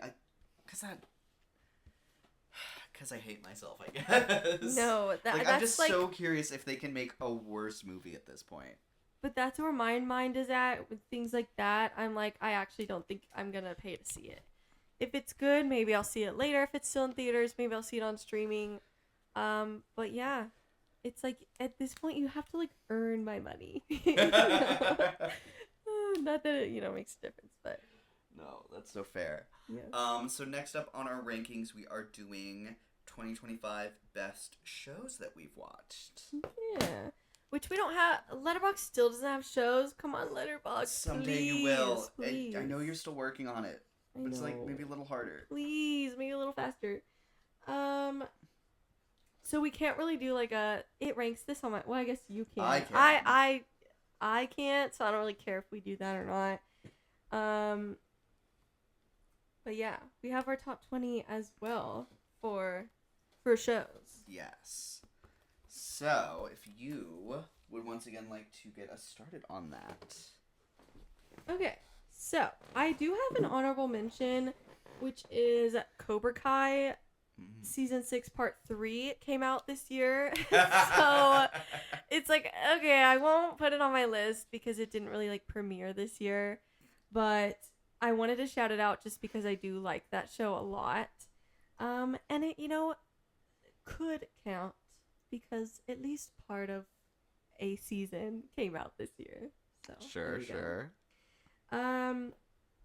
My actual number 20 is Andor season 2. Okay. I feel like half of the show or half of the season I was not a huge fan of. The other half was like peak television. So that's why it's still low on my list, because I did not care for about half of this. But it's also doing very important stuff right now. So wanted to shout it out, and it did make my list. I did think it deserves to. There's a lot of good shows this year. So honestly, the fact that it made my list is great. I will say Andor did not make my list, but it is very important television, and you should watch it. Yeah. I would say I didn't not like half of it. Like, I liked things that were happening, like, in the first half, even if it didn't all kind of, like, feel like it was, like, working together, if that makes sense. But that was 22 for me. Okay. Also, Disney Plus never do this release style ever again. They were doing, like, 2 or 3 episodes a week. Like, no. Don't try to be Netflix. You're not even being Netflix. And you don't do the parts like Netflix does. Anyways. My number 20, I have Pixar's Win or Lose. Did you ever see that? Not all of it. So it would not have made my list because I haven't seen the whole thing. Same with, like, I'm watching the Airstore documentary right now, even though that would kind of be hard to put on shows. It's like its own thing. But I haven't finished it, so it wouldn't even be in my mind to rank it. So. But no, I was actually there's a show like high on my list that we haven't finished, so never mind. Maybe I shouldn't say that. But anyways, yeah, Win or Lose surprised me. But it's very cute, and I love that each episode is very different. Period. I mean, I only watched like the first episode, maybe 2 episodes, and I liked it. So I just never finished it. I don't know. My number 19 is Sandman season 2. This is very fun. I tried to get into this show, but wasn't really in the headspace for it. So then I just thought it was boring and didn't watch it again. But then season 2 was coming out, and y'all were hyping it up, so I watched it, and I'm so glad I did, because I loved the first and the second season overall. It's so unapologetically queer, and I love that. And we have an episode on that, so go watch it. The Sandman is number 26. Oh, and I should probably say that of this whole ranking, I have 53 shows. I have no idea, because I didn't rank my shows, so I don't even know. Alrighty, my number 19, I have season 1 of Your Friendly Neighborhood Spider-Man. I was very interested to see how this show would go out. It's a very unique animation style, but they absolutely killed it. Having Harry and Nico be his friends, I think is so exciting, and I can't wait to see Nico expand as a character. I would love to see her hit the mainstream audience. But then I think they adapt so many characters here so well. Norman Osborn, voiced by Coleman Domingo. What a casting choice. It's like, it's so good that you're like, it needs to be in live action too. It just you set the bar so high. Yeah. And I'm very excited that this is one of the shows they're going to try and release yearly. You know, we've talked about at a certain point, what is his name? Caleb Laughlin would have been a great Miles. If Harry? they do it, Harry, especially if they do Coleman Domingo, like, wait. That could be pretty goated. Goated. Because he's going to be in a movie called Goat next year. Anyways.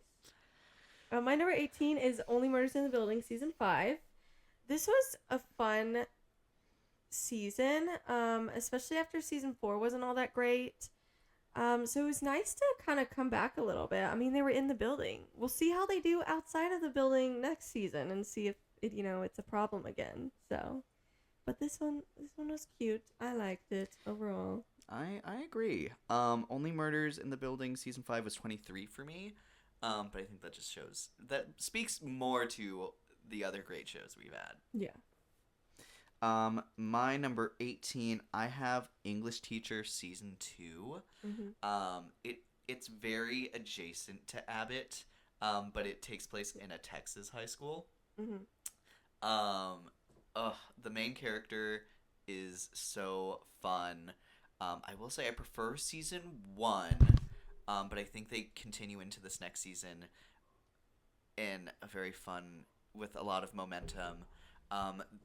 He gains a love interest at the end of season 1 that he like kind of ignores throughout season 2, which I think is like really obnoxious. So that's a little bit of a beat against the second season. That's a bummer. But you might disagree because Oh. the love interest is played by the guy from I Love LA. And I actually that makes it easier for me. That does, in fact. and that whole thing made me really sad because I really loved him in season 1. I think he's really funny in the show, but he's not that funny. Yeah. Again, I love LA. I mean, he's there and he does his work, but you're nowhere near good enough to be talking smack like that. So, anyways. Okay. My number 17 is Abbott Elementary season 5. It's this low despite all the episodes being really good because they're pissing me off with their release schedule, and therefore we don't have a ton to judge over. To judge, whatever, you know what I mean. Yeah, but that's their own fault. It pissed me off with season 4, and it's pissing me off here. So I will say that's not on my list, nor is Stranger Things season 5 because I only put shows I finished on this list. okay, I certainly did not. I have a few that I have not finished. Alrighty. My number 17, I have Ginny and Georgia season 3. That's on my list. I know it is. Yep. Can we shout out that that's our biggest episode? Yes. For a second. Oh my gosh. And we're so Thank glad you guys liked it for too. Watching our episode on that. Yes. Did not expect that to be an episode that blew up. I but- didn't either, but it was very fun. So Yeah, and it was a really fun kind of time for television. Like that was It a show was. that Yeah. people in our circle were talking about. Mhm. So go Ginny and Georgia. My number 16 is Your Friendly Neighborhood Spider-Man. Same thing. Loved it. Excited for season 2. Excited for, Nico to hopefully show up maybe in live action one day. So Well, she's already been in a show in live action. But Yeah, into but, like, into in the MCU. proper MCU would be Yeah. so exciting. Yes. And with Strange Academy, she would be like a character to push forward there. Kind of the character, but at my number 16, I have Exo Kitty season 2. I'm so glad we eventually got to this show. Yeah. The characters fun. are just so charming, and I think they really elevate and make this show something special. It was one of those scenarios where I was hyping it up, but I knew I had lost some trust after the summer I turned pretty. Even though the experience changed for me as well, I still knew I had lost y'all a little bit. I was like, please, but remember, I've showed you Stranger Things, Heartstopper, like, please. And then you did some okay, thank God. And I was, it's also had been a minute since I had seen it as well. So I was like, oh my God, please let me like this one still. I will say season 1 took me a second to truly get into it. But by the time we got to season 2, I was like, I'm in. I'm locked in. I loved it. I love it. Okay. My number 15 is The Mighty Nine. I really liked the show. It took a minute to kind of get everybody together, which I get. It's the first season. They're building up to that. But it just makes for a little bit of a slow start. And then, it takes a minute for everyone to show off, their cool, abilities or whatever. But once we get there, it's very fun. And I still love the character designs and the characters individually. And, I'm excited to hopefully see more. Maybe? I'd be very upset if it didn't get a season 2. Yeah, me too. So, yeah. The Mighty Nine is number 33 for me. Okay. What's your number 15? My number 15, I have Marvel Zombies. Valid. Oh my gosh. Yeah. Oh god, such a fun show. I think it easily could have been a whatever experience, but it like landed so well in the general audience, which honestly surprised me. Yeah. Gosh, I think they do so many interesting things with like characters being zombified. It goes there and like kills off plenty of characters. Which I mean is like, you know, if you're gonna do a zombie show, that's like you gotta throw the stakes in there, and they do. I truly worried for a lot of the like most of the characters throughout the entire story. I think they elevated Wanda as the Queen of the Dead to such a fun level here. And there's even talks about bringing it back for season 2. Let's do it. Which I'd be so excited about. We did a whole episode on it and what characters are still alive to continue another season. Yes. Gosh, I would just be so hyped for that. Yep. My number 14 is Stranger Things season 5. So I already have it on here. Maybe it's surprising you a little bit that it's a little bit higher than some others. I'm surprised it's this low for you. Oh, no. You know, I think Volume 1 was kind of whatever. Volume 2 we both liked more than the average audience. But they are pointing out some things that I do miss. I didn't know I missed, but then they point them out, and I'm like, that's a good point. I do wish we had time to see that, and that, you know, I mean, we only have the finale, so we really don't. And the finale is still happening. It could still really piss me off. It's worrying me because we're talking about that. I've seen some reactions from the cast being asked about the finale and their characters' endings, and it's giving when the Game of Thrones cast was asked about season 8, and they were like, it's great with like really concerned eyebrows. That's what it's giving. So I have a caveat. I'm like, I am a little scared. I'm a little scared of how the finale might land. But they have such a good setup, I feel like, overall. So, but certainly shows have fumbled the ending before plenty of times. So we'll see. We'll make a video on that soon. It comes out tomorrow at the time we're filming this. So. Gosh. Yep. I'm scared. Okay. My number 14, I have Adults season 1.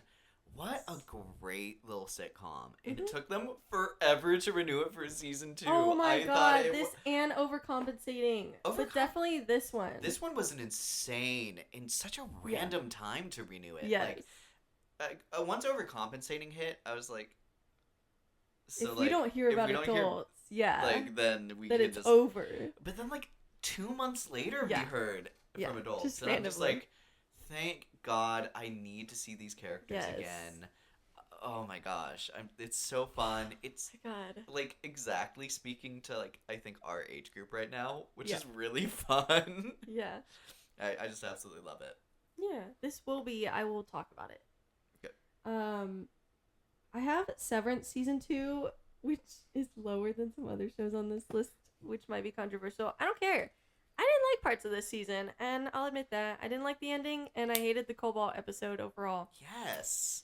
So, season 1 is like a masterpiece, and if we were judging that, it would be like at least top 3. I don't even know what year it came out, or what other things came out, but I can guarantee you it'd be in my top 3 of that year. So, Severance season 2, was not so much. the same year as Stranger Things season 4, Heartstopper season 1, The Bear season 1, Abbott Elementary season 2, House of the Dragon season 1. It would still probably be in my top 3. It is for me. It's I think number 3 for me. Yeah, that makes sense. For But me too.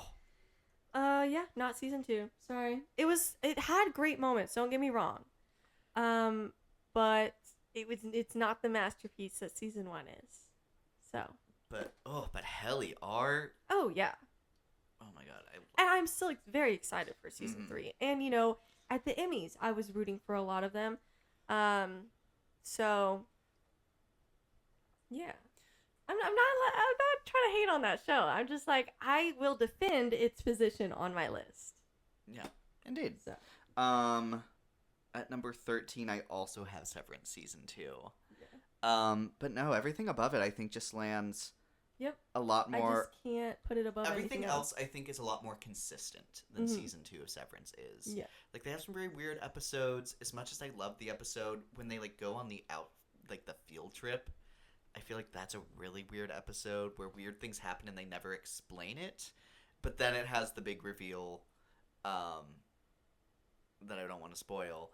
But Yes, we have a whole video on that. So yes, you can go watch our thoughts on that. That was also a pretty big video. So thank you, Severance fans. Yeah. We still love that show. yeah, So, but yeah, and then the Cobalt episode, like I thought she was used like sparingly enough in season 1 that even though she's a very unlikable character, like it still Doesn't ruin works anything, because yeah. she's. But then like to give her a whole episode, I'm like, guys, you lost. I wouldn't give her half an episode. Nope, me neither.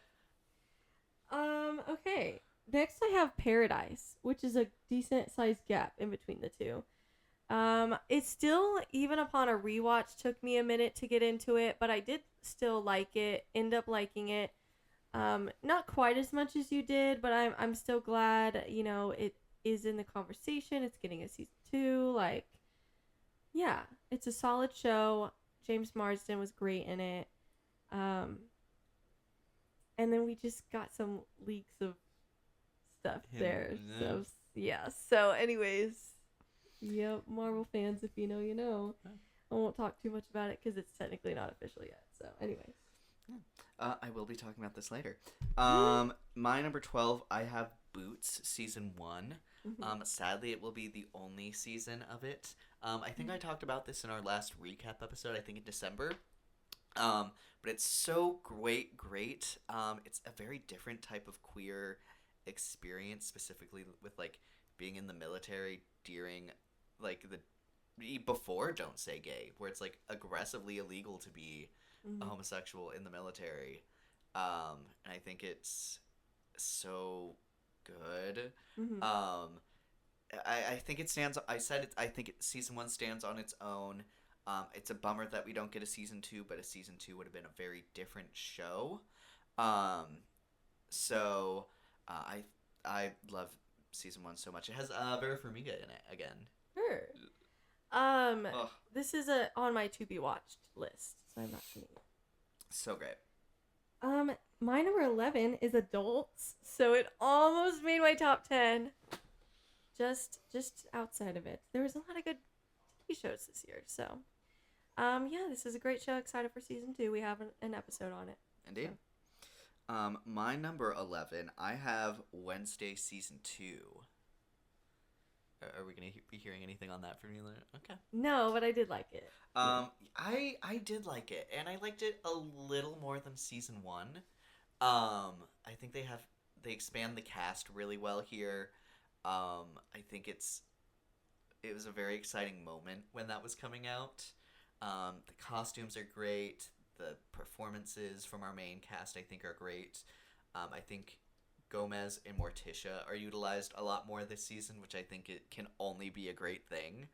Like, I now officially love Gomez's casting, which going into season 1, I was never really sold on. But now I absolutely adore it all. And I will continue to be very excited for season 3.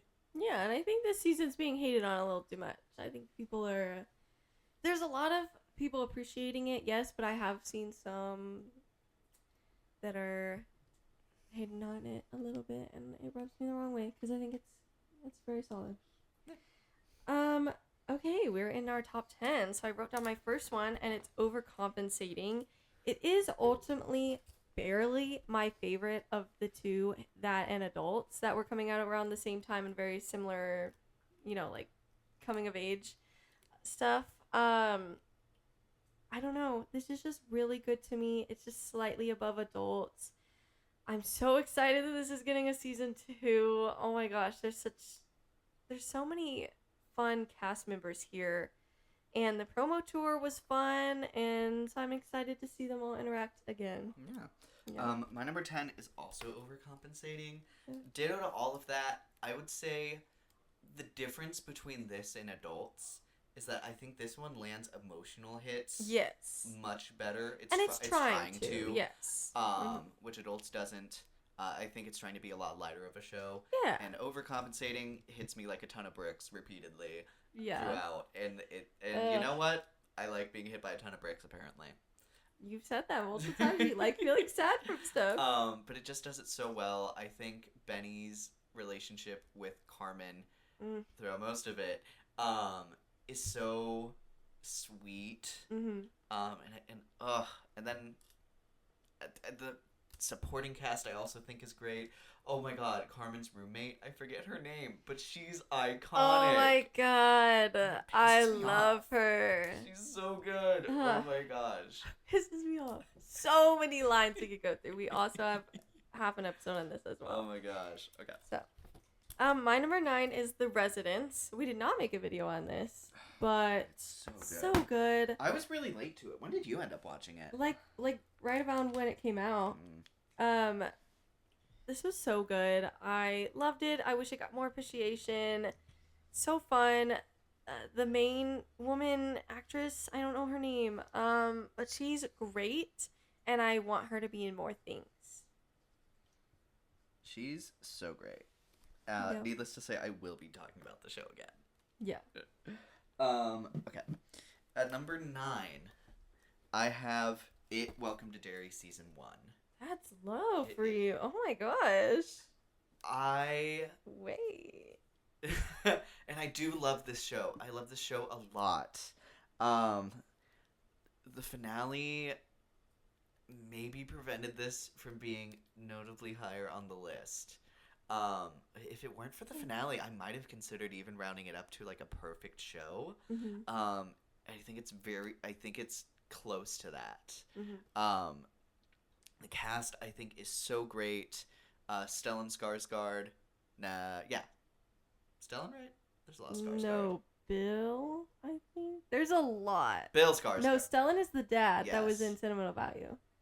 Bill I think Bill Skarsgård, Skarsgård, yes. continues and I think honestly So many of elevates them. Pennywise Yeah. in a very cool way. The horror is so much more unique here. I think it just expands the vibes from the movies in like all of the best ways. And then the military is here and they're really annoying and I hate that they fumbled that. Yeah. Ugh. That's fair. That's fair. Ugh. My number 8 is The Four Seasons. This one took me by such a surprise, but the episode that centered around Coleman Domingo and his husband, I don't know I don't know any of the character names from that show. But their relationships, that entire episode just makes me want to like die from crying. Like crying until I'm so exhausted I just pass away. I love them so much. I love this show. It's such like a cold and warm hug. Like it's so it just makes me want to cry, but also I just love life. Gosh. So anyways. That was 32 on my list. Mm-hmm. But God, Coleman Domingo and his husband elevate that show so much when they're the focus of it. Yeah. Oh my gosh. My number 8, starring someone from that cast.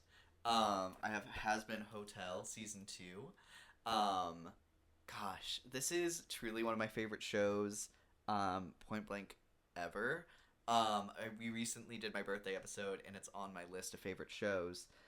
Season 2 is basically exactly what I wanted from it, where heaven continues to be a part of everything, but it focuses a lot on the V's as the antagonists, and they're very opposite to what the Has Been Hotel is, trying to redeem people. This is something that's trying to tell people, hey, you don't need to better yourself.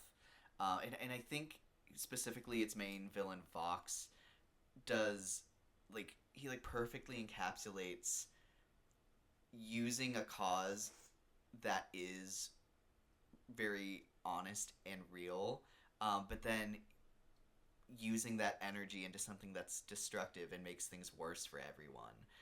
And I think we see that so much in the real world. I love exploring that. I love that character. I love the music from this season. I think season 1 was great, but I love this music so much. I would say more here even. Gosh, this has like some of my favorite moments from television from this year.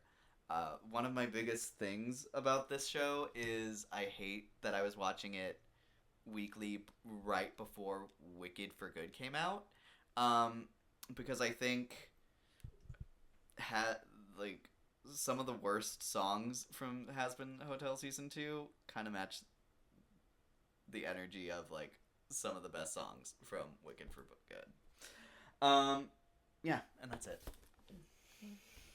I have not seen that season. I've seen the first season. I'm not quite as into the music, but I do love the characters, and they have some fun music. It's just, yeah, I'm not like obsessed with it, but I think it's well made, and I'm so happy for the creators and how hard they worked for this show to happen. I think that's very inspiring, and yeah, so cool for them. I love it. Next I have Dying for Sex. This was also, you watched the show first, and I finally got around to it, and I'm so glad I did. I've had like a complicated past with female friendships because I feel like the most of the women I've ever been friends with have like at some point in time turned into like mean girls, so it's like hard to like trust that moving forward. This show is like what I want from a female friendship. Just like I just want like warm hugs. I love women that are like this, that are just so fun and support each other and are kind. So maybe I'll get that one day. We'll see. We'll see. At number 7, I also have Dying for Sex. Period. No, it's like so heartbreaking, but like liberating. Mm-hmm. I truly love the idea of like trying to take ownership and like make the rest of your life be what you want it to be. Yep. I love its exploration of sex. Yep. And the idea of like, owning what you want. Like life is too short to not be doing the things that you want to do. Yeah. And it's such a sex positive show, which I just will always, I love sex positivity.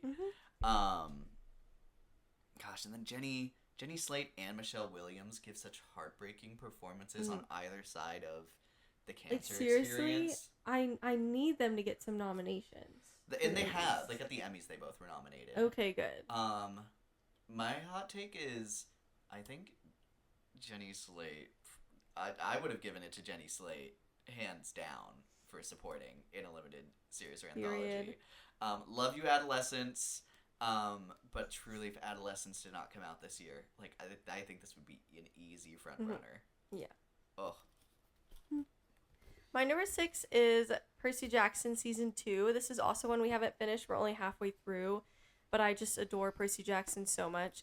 It would be hard for a Percy Jackson season to not make it on my list, because I just adore this series, and the show is doing a great job. I'm excited for Season 3. Not only because Thalia seems like such a cool character, and I know she is, but like they're adapting her so well. And I'm excited. Not that people are really heavily comparing the show and the movie anymore. I think they were before the show came out. But I think that conversation is very, very obviously, for a good reason, quieted, because the show is just on another level. And I'm excited for Season 3 for that conversation to finally completely die, because there's nothing to compare it to now. So I think these kids are doing some great work. Yeah. And that is not on my list because I've not finished it. At number 6, I have The Residence.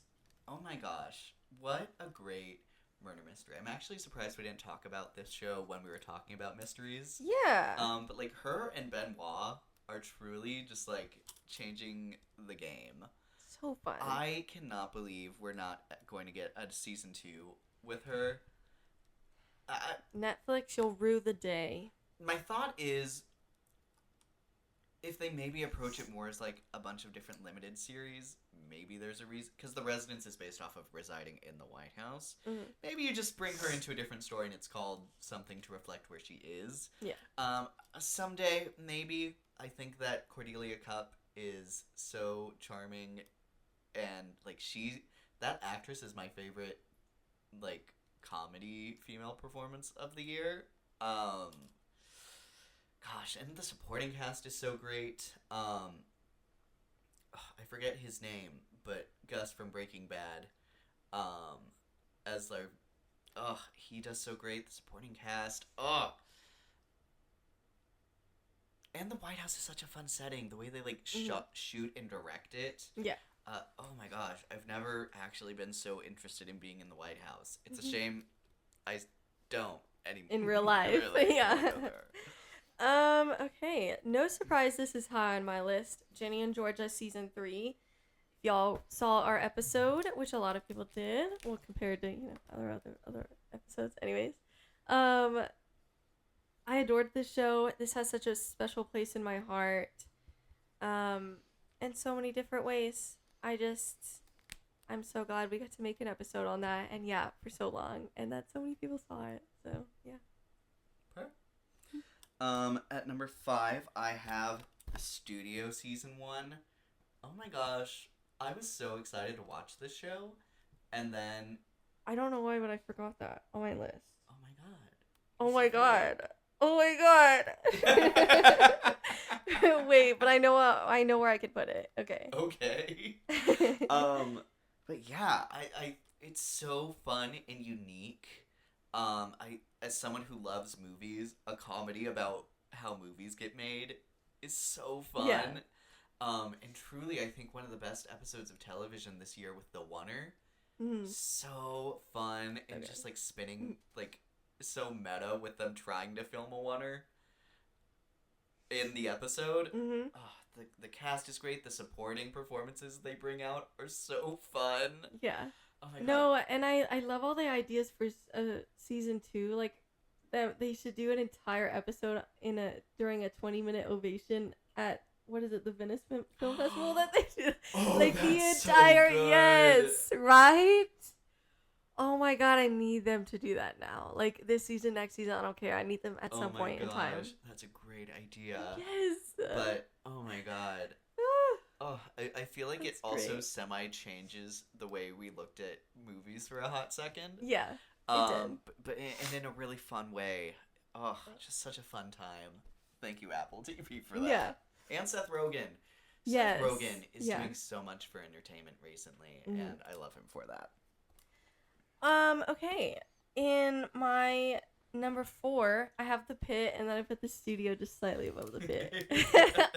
Because I was referencing to make this list a list off my phone, but sometimes when I haven't listed out a show but I see it anyways, I forget to add it to that list. So that must have happened here, because I guarantee you this would have been, I mean, clearly it would have been, I don't even know, my new number 4 for me, I guess, moving everything down one. Anyway, so good, both so good. We have, I think, do we have an episode on The Studio, actually? I don't- feel like I think we do, actually. Oh, I feel like we had to, because it was, I think, pretty early on. Actually, I keep actually- talking a little bit, and I'll see. I if we do. actually don't think we do. I know we have one on The Pit, though. So if you want to hear more about that. But yeah, The Studio is so great. I'm excited for more seasons of both. We're getting The Pit season 2 in January, so just about a month away. Less than that. I'm so excited. So you what? I don't Guess have we anything to didn't. say. No, That's I crazy. don't think we did. I really don't. That's Yeah. wild of us. I don't know what was going on at that time, but we didn't do it. So Alrighty. My number 4, I have Adolescence. Oh my gosh, what a great show to kick off the conversation of amazing child performances. Yes. Owen Cooper, you are so talented and You such... were amazing. And I love, like, a middle schooler winning awards and trying to be humble. It's really funny. No, and then I just imagine him going back to class. Just be like, what'd you do over the weekend? Won an Emmy. No big deal. Gosh. Nobody so deserved it. Huh. No, he killed that. What is so talented. I'm so glad he's continuing to get work out of that. Mhm. Oh my gosh. But everything else is performing so well. It's a bunch of oneers again, and it truly has made me in love with oneers. Mhm. They're so cool. It's been a great year for that. Oh Actually. gosh, it's so inspired. The writing of that show I think is really important. And I Mhm. think it tackles a really important issue with young boys specifically Mhm. right now. Mhm. With them, taking the wrong lessons and being in really bad places on the internet. Mhm. And kind of this idea of like not checking in with them and where they're at Yeah. mentally and like what they believe and value. Yeah. So important. This is a show that tries to tackle a really heavy subject and then is also just a creative masterpiece. Mhm. Ugh. So good. My number 3 is also Adolescence. So, yeah, I love that this got so much recognition. I think it absolutely deserves it. What a masterpiece of a show. Oh my god, the fact that each episode were all oneers is crazy, and then some of them were done in like very, very few takes. That's just crazy in itself. It's just unbelievable to even say out loud. Yeah, I don't know. I need Netflix to... But do you like me? We didn't mention that. What a great So line. much. We stole that line. Netflix has both sides of the spectrum where they have some pretty unforgettable things, and then they have this. So they've got a lot coming out. So I gotta give them their flowers where they deserve it. So. At number 3, I have The Pit. Oh my gosh. I've never been super into, like, any medical drama. And hearing people say that this is just, like, any medical drama pisses me off. You're crazy for that. Because it's so... Just the way it's filmed is just so fun. Gosh, and, like, the idea of, like, in real time seeing all the stuff that's happening within an hour in the same place. Yep. I think the plot lines that they bring in are so good. The main cast is so talented. Noah Wyle, I think, So glad you won an Emmy for that. it's so well deserved. Mhm. Like and it's such an important story to like tell because I think nurses and like ER doctors who are constantly saving people's lives, I think even though we have things like Grey's Anatomy and stuff like that, I think they continue to be a population that I don't think is represented enough, especially with all of the like Anyone in the medical field or the education field are just so incredibly underpaid and undervalued. So much so. So, yeah, for the amount of work that they do. It's crazy. Very different work, of course. But all very important work. Society would not function without either one of them. So, and I love them introducing so many different types of characters, both like patients and doctors and nurses. They have so many compelling characters, so many different types of characters, which I like absolutely love. Dana was such I don't know her actress's name, but she was such a surprising but so fun surprise. She's such a win at the Emmys. She's such a heart to that show. Yeah, I and her remember speech was so good. When season 1 ends, I remember being like, guys, can this show like can we watch the show without her? Like she's like such the heart to the show. I love that in the trailer they acknowledge that too, that she's like, y'all couldn't function without me. You're like, yep, you're so right. And like just casually on her desk, she has an Emmy. That'd be funny. But no, Yeah. I'm so looking forward to the next season of this. We have a whole episode on The Pit that you can watch, so please do so. I'll try to quickly go through because I do want to mention our draft at the end of this, and we're already getting pretty long. So I'll try to quickly go through my top 2, especially since we have videos on them. My number 2 is It Welcome to Derry. And I'll go ahead and say that my number 1 is Heated Rivalry. So we have episodes on that if you want detailed thoughts on them, but I adore these 2 shows. It Welcome to Derry was one that I was excited for, but it just exceeded my expectations. And overall, I think it's just so, so good. Same with Heated Rivalry. This one snuck up on a lot of people, but it's just so fun. It's the highest rated show of the year, and I think it's so well deserved, especially for those last 2 episodes. Oh my god. And I hate that they're not going to be acknowledged at the Emmys because they're not eligible. But I do love that means the right people continue to have their hands on it. So I wish you could have both. Maybe with season 2, maybe they'll change things around. I don't know. But I just love that people that are attached to the show continue to be attached and doing great work. Indeed. So, yep. My number 2, I have Paradise. Oh my gosh, I almost wish I watched this on a weekly release.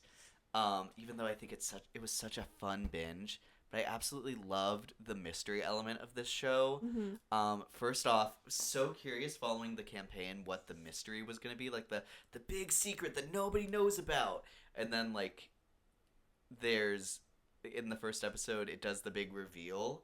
And I love that so much. It speaks so much to a lot of another trend that I can't verbalize without spoiling the show. And then they explore into the mystery element that continues throughout the show super well. There's a lot of conspiracy that I love.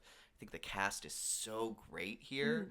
I think they will go very under awarded, which is really sad to me. Season 2 I'm very excited about, but I think very similar to like I was saying with Boots, a second season is going to be a very different show.